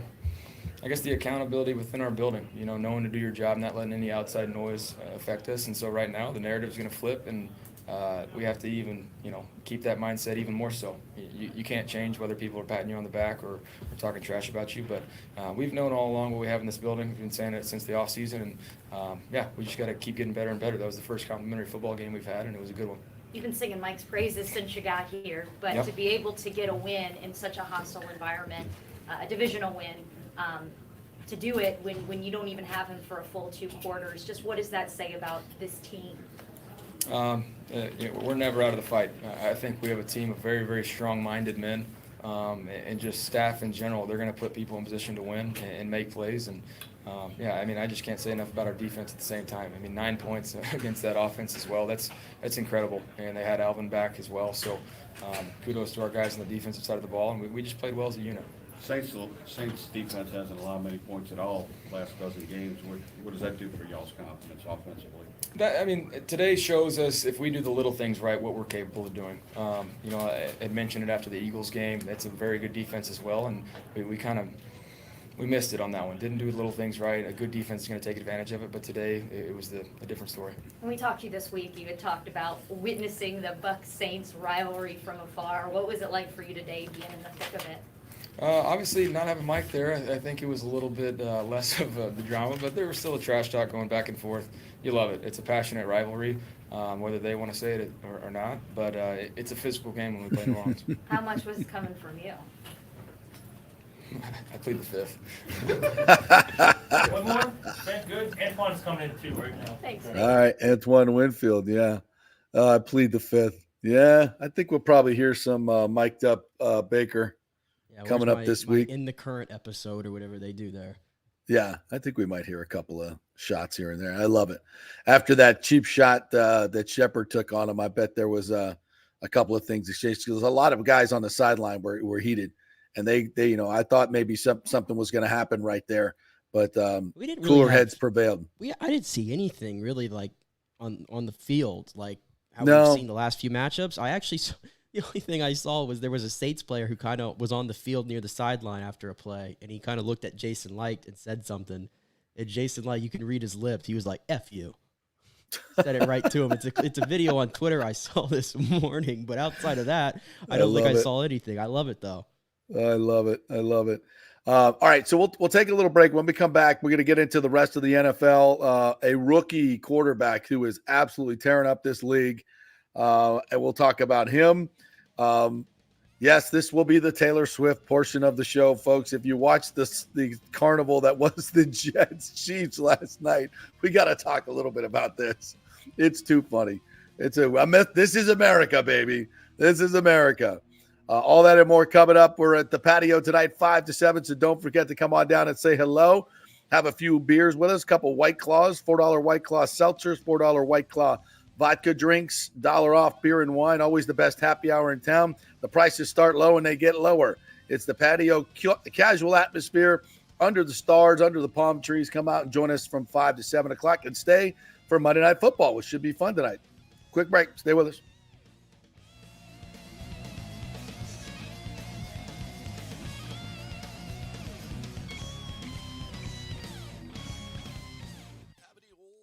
Sitting around the house. Well, the Gold and Diamond Source will purchase a variety of different types of coins and bullion. Their gold buying program includes sterling silver, silver, platinum, and watches. They also accept unusual pieces that other jewelry stores do not, such as gold bars and sterling silver flatware. The list of items they do accept is far more extensive than those they don't, so check it out. While you're there, you can check out the largest collection of any family-owned jewelry store in the country, especially with summer coming to an end. The holidays are right around the corner. Never too early to start your holiday shopping, especially if you're planning on getting engaged or have any birthdays or anniversaries coming up. Come on in and find out what buying jewelry should be like with an expert staff of gold and diamond jewelry enthusiasts. And the best part, they treat you like family. And if you're worrying about price, don't. The Gold and Diamond Source has something for everyone's budget.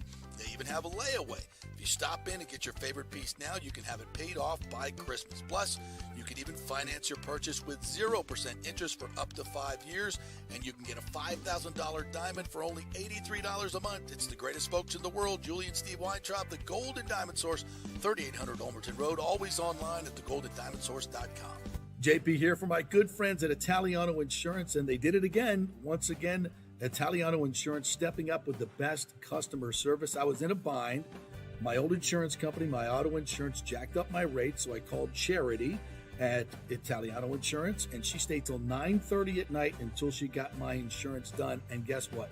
She searched all these companies for me. I didn't do the work. She did. saved me $1,000 on my annual premium. $1,000, folks. That's real money. And that's what you get at Italiano Insurance.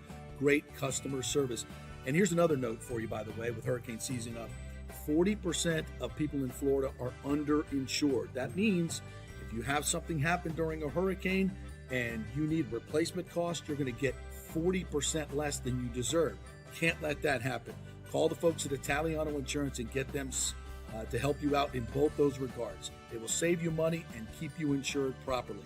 That's 813-877-7799. Great folks in the community, been doing it for over 60 years. Italiano Insurance, 813-877-7799. All right. Well, Fitz the mortgage guy did it again. A listener heard his ad, was going to another big bank, but called Scott Fitzgerald at American Mortgage Services of Tampa, and Fitz saved him $618 on his monthly payment. Are you kidding me? Folks, that's big money.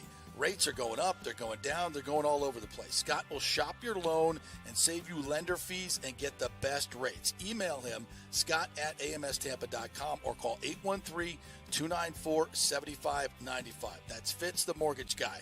Lots of stuff going on right now, and these rates are going all over the place. You need somebody knowledgeable in the market that will work hard for you and get you the best deal. That's my man Scott. He's done 3 loans for me, done thousands of loans for local folks here, works with a lot of the coaches and players in the area.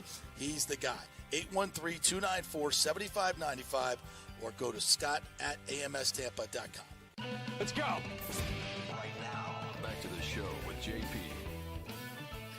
All right, welcome back to the JP Peterson Show on this Victory Monday as the Bucs go to 3-1, take over the commanding lead in the NFC South. What was that number, Nick? Nick Geddes on 3 Sports joining me. 68%? 64%. That start 3-1 go on to the postseason. 3-1, right. I'll take that. All right, let's roll around the league and talk a little bit about some of the other games. Did you watch the Taylor Swift Bowl last night? Yeah, when I got home, I tuned in, and I saw the Isaiah Pacheco scores like a 40, 50-yard touchdown run, and they show like a second or two of him celebrating, and then bam, pan to Taylor Swift. And I'm like, what in the hell does she have to do with Isaiah Pacheco in that moment that I have to show her reaction? No, but you have to show the whole box. You got Brittany Mahomes was in there, Sophie Tucker, all these people. I have no idea. Ryan Reynolds. Ryan Reynolds was in there with a bad dye job. Wolverine was in there. Hugh Jackman was there. None of which I give a crap about. But it feels like I'm not one of those like super anti like everything that's going on with Taylor Swift. Like I get it. I mean, listen, I write for On 3. When you write a Taylor Swift story for On 3, I'm telling you, the numbers are crazy. Like I get it. Okay, my wife, who hates football, is sitting there waiting to see Taylor Swift pop up on the screen, and same. Ashley and I watched together. I get it. My gripe with the whole thing last night is I felt like the refs were caught up in it too. Like this is the NFL's team now, and like that holding call on Sauce Gardner. Was it 2020 game at that time, or maybe 23-20. 23-20, and the Jets are getting ready to get the ball back, and Zach Wilson outplayed Patrick Mahomes. He did. Nobody wants to talk about it, but he did. Yeah, he had 245 yards last night, a couple of touchdowns. He was slinging it, and Mahomes was not great except for the last drive. He made a couple of plays with his feet. And by the way, this dude in the last 2 years has made more plays with his feet than his arm. If we're being honest. The biggest plays that he's made in the last season and a half or 2 seasons has been with his legs, even with a freaking broken ankle last year for the most part. He's incredible. He's a great runner. Why teams continue to let him run, I don't get it. Did you see the hold on that play? Oh my God! In the game on Jermaine Johnson? He couldn't go this way. He couldn't go this way. He couldn't go that way. And we're just standing there letting this guy get all that and letting Mahomes run 30 yards down the field. Yeah. I mean, where's the call? I think for the most part, I didn't see the beginning of the game, but I saw, most of the second through the end of the game. And there weren't a whole lot of Taylor Swift cutaways. I think they got rid of it, most of it in the early part of the game. Well, Kelsey was quiet too.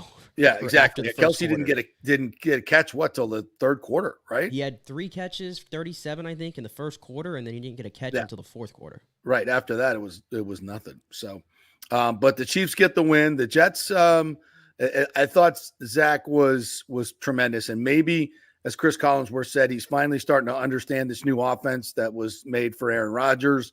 Right. And that Jets defense is good, so who knows? And the players looked like they were behind him yesterday. I heard after the game, Lazard said he stood up in front of everybody and tried to take blame for that loss because of the fumble that was a bad fumble that he had. But it looked like they have their back finally. And Rodgers was there, and give Aaron Rodgers credit. He spoke to the team and said, "Stop pointing fingers around. You guys are a team." So I think I feel better, even though the Jets lost. I think I feel better about them now, though. Yeah, I would agree, 100%. Jacksonville beats the Falcons over in London, 23-7. Bijan Robinson, by the way, 137 total yards, 105 yards on just 14 carries. That dude is a truck, and the Bucs are going to have their hands full with him. He's the best running back in football already. I think so. Okay, thank God he's on my fantasy team. Desmond Ritter, quarterback for the Falcons, who, by the way, passed on C.J. Stroud because they have a quarterback. Oh, they passed on Lamar Jackson, too. They could have traded for Lamar, and they said, no, we're good. Yeah, maybe not so much. So they win 27-3. Trevor Lawrence was okay. Josh Allen, somebody the Bucs probably should have drafted, four sacks in that game with Desmond Ritter. So the Jacksonville Jags moved to 2-2? 2-2, yeah. All right, Baltimore smoked Cleveland. Deshaun Watson was a last-minute scratch in this one, so Dorian Thompson-Robinson, the UCLA quarterback, was just awful. Threw 3 interceptions. The Ravens, they treat rookie quarterbacks like they should be treated. John Harbaugh absolutely destroys them. Their offense got going a little bit, too, against a really good Cleveland defense. So without Odell and Rashad Bateman in the lineup, by the way. Yeah. But I think it's more because Cleveland never had I think Cleveland's defense got gassed. Yeah, they did. Because Cleveland's defense was really, really good through 3 weeks. And what's his I think he got hurt. I'm trying to think. Their big defensive player for Cleveland. Brain fart. Miles Garrett? Miles Garrett. I think, did he get hurt in that game? I think he did. I didn't see that he got hurt. I think he may have, but I'm not sure how serious that is. Denver comes back to beat Chicago 31-28. The Bears. What are you doing? Oh my gosh. What do you say about Justin Fields starts the game completing 16 straight passes, threw for 231 yards and 3 touchdowns, and a 28-7 lead in the third quarter. And then he turned back into Justin Fields. Wow. Hey, at least the Broncos aren't much better, by the way. Clearly, their defense stinks. But hey, I mean, Sean Payton's fixed Russell Wilson. He looks like Russell Wilson again this year. Yeah, Russell Wilson's playing pretty good. People, you look inside the numbers. He's doing all right. That's not their problem. They can't stop anybody though. Yeah. Derrick Henry had a big day. Threw for a touchdown. Ran wild. And they beat Cincinnati 27-3. The Titans are not bad, but boy, the freaking Bengals are awful. Joe Burrow is terrible. He can't play. Like he's clearly on one leg. Right. Wow.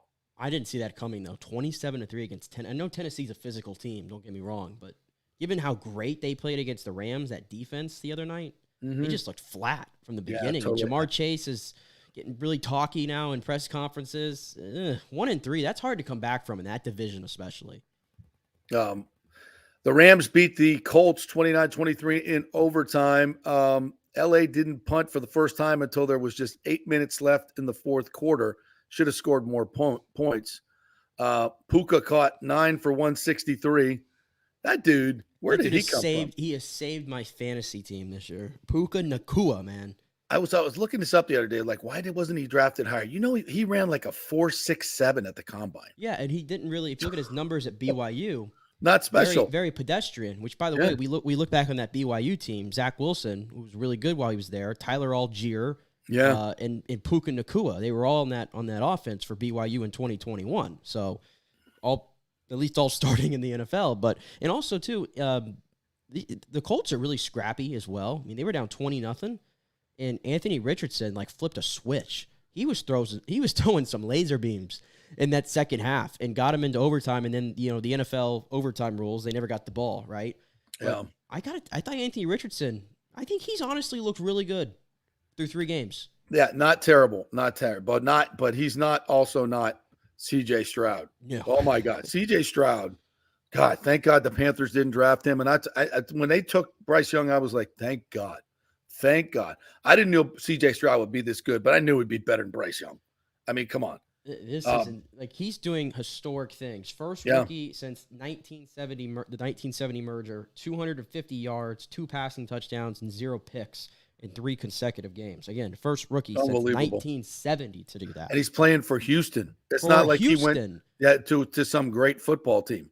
You know, I don't see, you know, he doesn't have a lot of all-pro weapons out there right now. How it's this instant for him? He's playing like a top 10 quarterback already. Oh my God, top 5 quarterback. Top 5 quarterback, arguably. Yeah, and he has shattered the record for 0 interceptions in his first 150 passes. Right. Brady had the record like at 100, and a couple of other guys broke it, like some of the best in the game. But he destroyed that record yesterday. And again, we have this discussion when we talk about quarterbacks and excuses.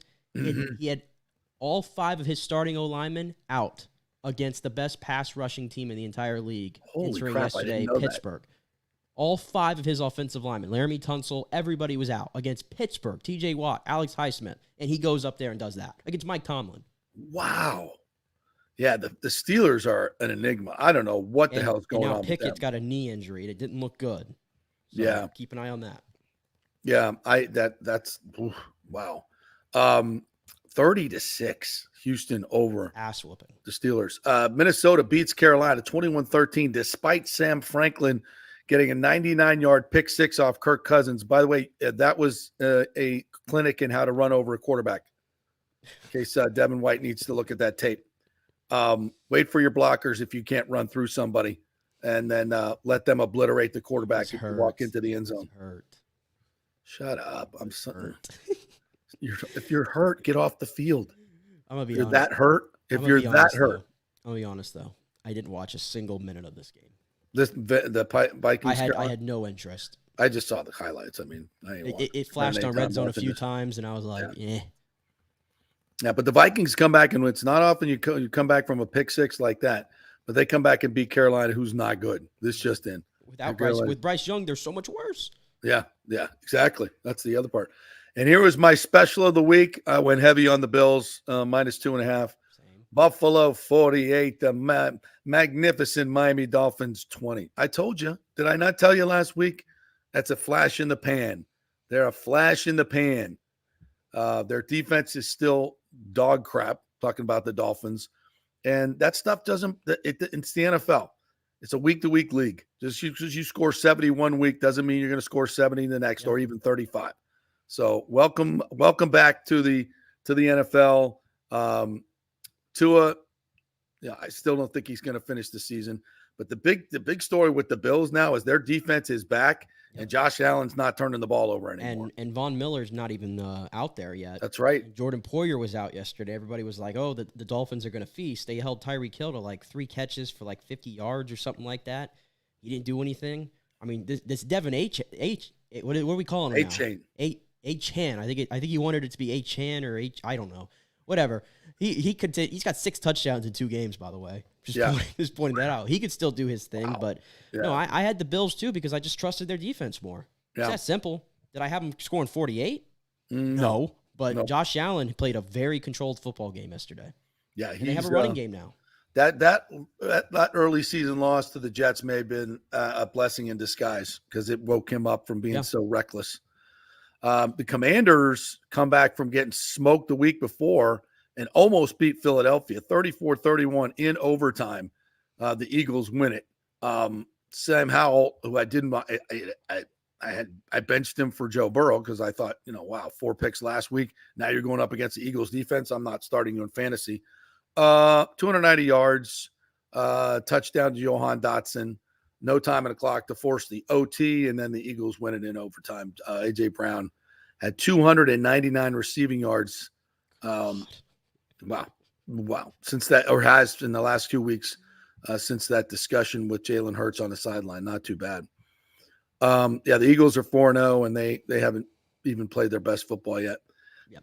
And this one was a stunner. Dallas, 38-3 over New England. What do we say about Bill Belichick right now?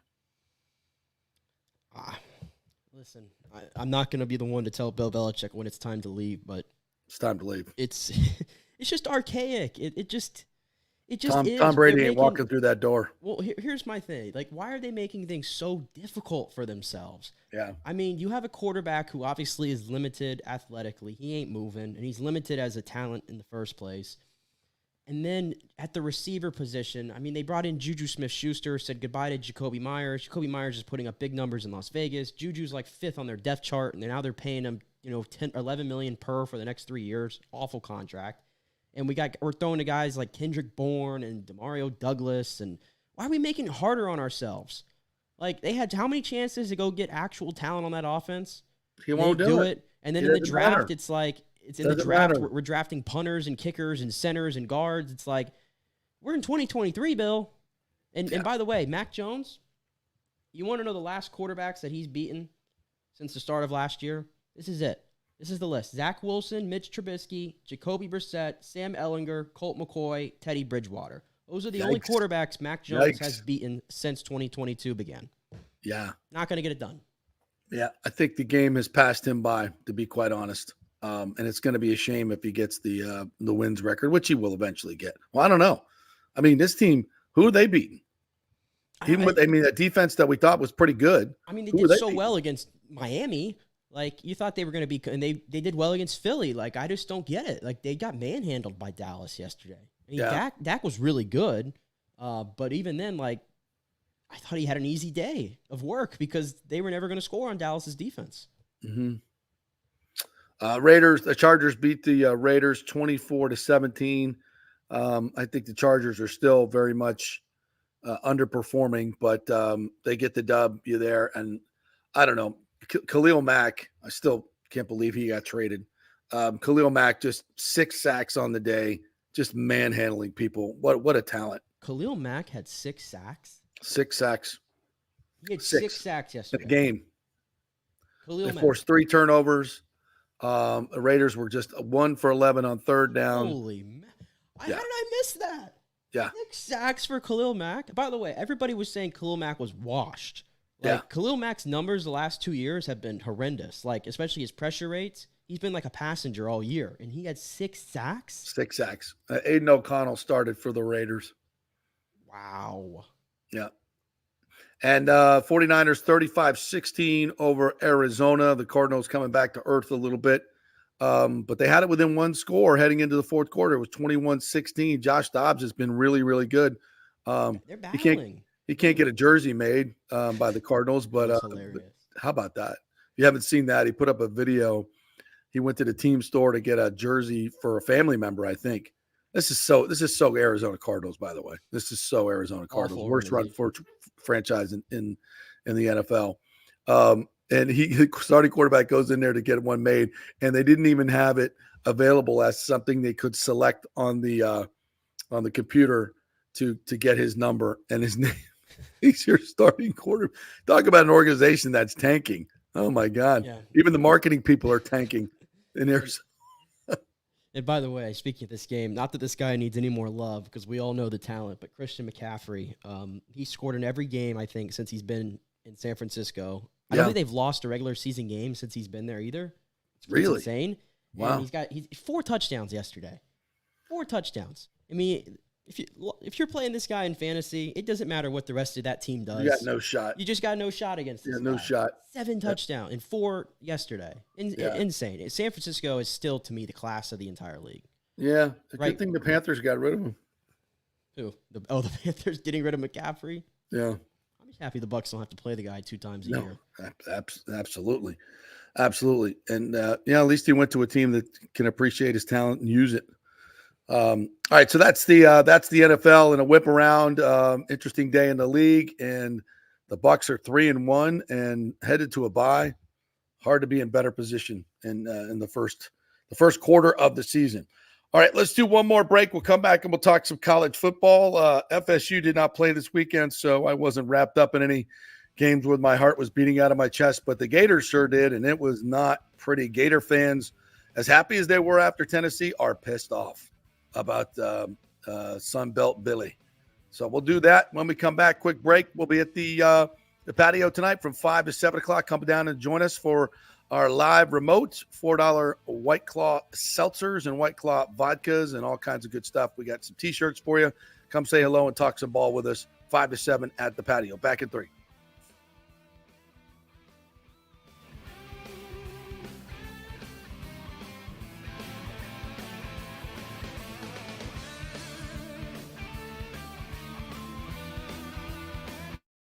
Do you have any old coins sitting around the house? Well, the Golden Diamond Source will purchase a variety of different types of coins and bullion. Their gold buying program includes sterling silver, silver, platinum, and watches. They also accept unusual pieces that other jewelry stores do not, such as gold bars and sterling silver flatware. The list of items they do accept is far more extensive than those they don't, so check it out. While you're there, you can check out the largest collection of any family-owned jewelry store in the country, especially with summer coming to an end. The holidays are right around the corner. Never too early to start your holiday shopping, especially if you're planning on getting engaged or have any birthdays or anniversaries coming up. Come on in and find out what buying jewelry should be like with an expert staff of gold and diamond jewelry enthusiasts. And the best part, they treat you like family. And if you're worrying about price, don't. The Golden Diamond Source has something for everyone's budget. They even have a layaway. If you stop in and get your favorite piece now, you can have it paid off by Christmas. Plus, you can even finance your purchase with 0% interest for up to 5 years, and you can get a $5,000 diamond for only $83 a month. It's the greatest folks in the world, Julie and Steve Weintraub, the Golden Diamond Source, 3800 Olmerton Road, always online at thegoldendiamondsource.com. Hey guys, are you experiencing those feelings of getting older, lower sex drive, fatigue, hot flashes, moodiness, or you just don't feel like you had the vitality you once had? It's a chronic problem here in the United States. You're not just getting old, it's likely low testosterone. Studies over the last 20 years show a shocking decline in younger males aged 16 to 39. Older men have seen a sharp decline as well, so do something about it. Go see my friend Christopher Lugo at Bay Area Modern Medicine. Look, testosterone replacement is not a frivolous treatment. It takes a professional, targeted approach that focuses on total body wellness, vitality, and emotional stability, not a one-size-fits-all approach like many clinics use. They will monitor your blood work and adjust your treatment as needed for optimal results. Folks, I've been on testosterone therapy for over 6 years, and it is a life changer. You will feel and look better than you did 10 years ago. Give them a call at 844-977-3477 or go to BAMMC.com. Tell them JP sent you for priority scheduling. That's 844-977-3477 or BAMMC.com. JP here for the Jeeves Law Group, Jeeves. Call for a free case evaluation, 888-9-JEEVES. That's 888-9-JEEVES. We're local, we're trusted. The law firm brings over 80 years of combined legal experience focusing on clients in Tampa Bay, the state of Florida, and national class action cases. If you're injured, get that free case evaluation, no cost to you.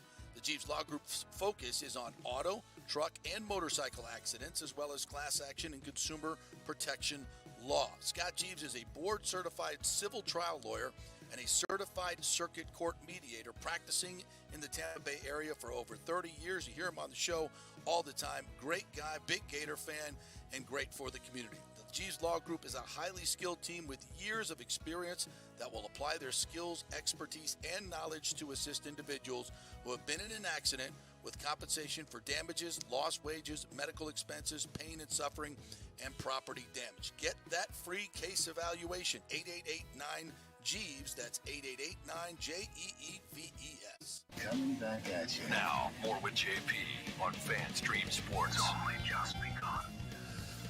All right, welcome back to the JP Peterson Show. We'll be live out at the patio tonight, so come on down to join us from 5 to 7, myself and Peter Blake.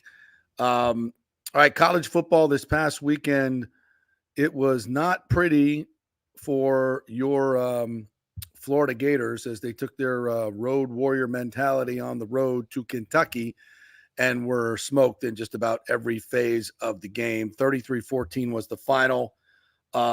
Vanderbilt transfer Ray Davis ran for 280 yards and 4 touchdowns as Kentucky moves to 5-0, 2-0 in the SEC. This is the 5th time in program history they've been 5-0. What was, I think, most disturbing to a lot of Gator fans was how embarrassed the Gators were on both sides of the football in the trenches. I mean, when Kentucky's physically beating you up in the trenches, that's not good. Kentucky collected 329 rushing yards, 398 total yards against the Gators, who came in giving up 13 points per game. Like, what the hell happened to the Gator defense here? It was a no-show, to put it, pretty simple. It was a no-show. But Florida's going to have moments like this throughout this year. This is a building year for Billy Napier. Beating Tennessee at home, you've already exceeded. I mean, you entered this game ranked, even though I don't think they should have been ranked to begin with, because you win a rivalry game, a place that Tennessee hasn't won in 21 years or whatever. Those things happen. I didn't think Florida really was that great of a football team just because they beat Tennessee. And Kentucky, clearly, 5-0. Good football team at home, all that kind of stuff. I'm not saying I expected a blowout, but I didn't pick Florida to win this game. I don't think they're not there yet to just put away teams like this. They're just not. Yeah, they're not. But a lot of teams struggled over the weekend, and I come out of this asking myself, who's number one? Who's the best team in the league, in the nation? I mean, Georgia struggled mightily against an Auburn team that people don't think it's all that good. A&M did damage to them last week. Yeah, I mean, how good? Georgia wins at 27-20 thanks to Brock Bowers, who's fantastic, freaking monster. I don't know, unless you need a quarterback, and probably the team that drafts first will. I don't know how you don't draft Brock Bowers, number one overall. That dude, he's mini Gronk. He ain't even mini. He's Gronk. I would tell you, game changer. You talked about the number one team. Like, Georgia keeps getting the benefit of the doubt, and I understand. They won 2 championships in a row. Why until they lose? I guess you want to keep them there. I mean, I said beginning of the year I thought Michigan was going to win the national title. I think Michigan is playing really good football right now. So, I'm going to put Michigan at 1, personally. Michigan, I thought Washington was right there, but then Washington this week against Arizona, I mean, they're in a dogfight with Arizona. I mean, there's like 10 teams that if you were to rank the top 10, you could rank it any way, and I'd be like, oh, yeah, I could see that. That's the good thing this year. There's like 10 teams that I think have a shot at winning the national title. And we can't overreact, I guess, whenever one of them's in a dogfight with some of these other teams, because that's happening to almost all these teams right now. Here's some interesting numbers on Georgia. Okay, and these are their ranks. The last 2 years they've won the national championship and where they are now. Points per drive, they were 7th, 4th last year. They're 20th this year. Explosive play rate, they were 10th and 8th previous 2 years. They're 17th. Points allowed per drive, 1st, 5th, now 10th. Not bad, but not where they were. Defensive success rate, 1st, 5th, 29th. Defensive EPA per snap, 1st, 5th, 25th. That's dramatic. That's a dramatic drop off for Georgia. They've been so dominant, but they're not. Doesn't mean they can't win the national championship. It's just that parity is alive and well in college football. But here's the thing, JP. Their schedule. Who's going to beat them? Yeah, not the Gators. I mean, maybe Ole Miss can beat them, but they got to go in Georgia and beat them. Kentucky. I mean, Where's that game? Is that game in Kentucky? Let me see. I just had it here. 1 second. That game is in Georgia. Yeah, they get Kentucky at home, they get Missouri at home, and then they get Ole Miss at home. So their 3 toughest games, and they got to play Tennessee on the road, but I don't think Tennessee has a shot. No, Tennessee's not good. Missouri, Kentucky, and Ole Miss, they're all at home. Oh, they'll have to play the SEC championship game. So. Yeah, which is probably going to be Alabama at this point. Mm-hmm. I don't know. Yeah, LSU. Wow. LSU, disappointing. That did not help Florida State whatsoever. No, Florida State did not get any help this week with the teams on their schedule. I mean, Florida losing. I mean, obviously, Florida's you got to beat them. And it would have been nice for Duke to pull that out against Notre Dame. Yep. But Riley Leonard, I don't know if we've heard an update on him, but that looked bad. Right. That looked like a broken leg to me. Right. At the end of the game. So I don't know. Kentucky is interesting. In Texas, they jumped to number 3 in the CBS Sports rankings. But it's wide open. It's wide open. I think that game with Kansas was tight until they pulled away late. Yeah, but Daniels was out. Had back spasms in the warm up. and couldn't play. I think the game was going to be a lot closer if Daniels plays. I think you're right. So Texas got a break there. So yeah, wide open, absolutely wide open Well, college football season. There's so many big games coming up. Let me tell you about a team. I got to get to my story here real quick. Okay, yeah, Wrap yeah, it yeah. up. I'll tell you about a team that's not in contention, and that's my UCF Knights. I made the way up to Orlando this weekend to go see the first Big 12 home game, facing Baylor, 3:30, all that kind of stuff, right? And I don't know if you saw anything from that game. UCF was leading 35-7 in the third quarter Mm-hmm. and lost 36-35. No way. 29 unanswered points from What the Baylor. hell happened? An implosion. Like Timmy McClain became the worst quarterback I've ever seen after he was playing really good. Gus Malzahn, horrible management of the game, couldn't stop anybody. And yeah, Baylor, 29 unanswered points. And I had to sit in the stadium to watch that. And the whole student section, by the way, which was full at the beginning of the game, they all left at half. And it was a really bad look. But yes. So I had to sit through that in Orlando and then drive all the way home at night, and I was miserable. Oh. Absolutely miserable. That's a tough drive. Tough. Not easy to get out of the bounce house either, is it? No. Oh, sorry to hear that, my friend. Well, better days ahead. Better days ahead. But this, welcome to real conference football. Yeah, you can't take your foot off the pedal against Baylor. You do that against Tulsa, but not Baylor. Yep, can't do it. Every week's a dogfight. All right, good stuff. Thank you, Nick. Appreciate that. Good to hear from our good friend Paul Stewart. Come on out and join us tonight. We'll be at the patio from 5 to 7 o'clock. Peter Blake will join me, and we'll swill down some White Claw seltzers, $4 vodka drinks, $1 off beer and wine, and their great happy hour every day from 3 to 7:30. It's the coolest place to hang out, and it's going to be a beautiful night. The humidity is down. Going to be a nice place to watch the Giants and Seattle tonight. Who you betting on? I'll take the Giants in this one. I think I'll take Seattle. Home I'll dog take Seattle. All right, we'll see you tomorrow, folks. Same time, same place. See you then.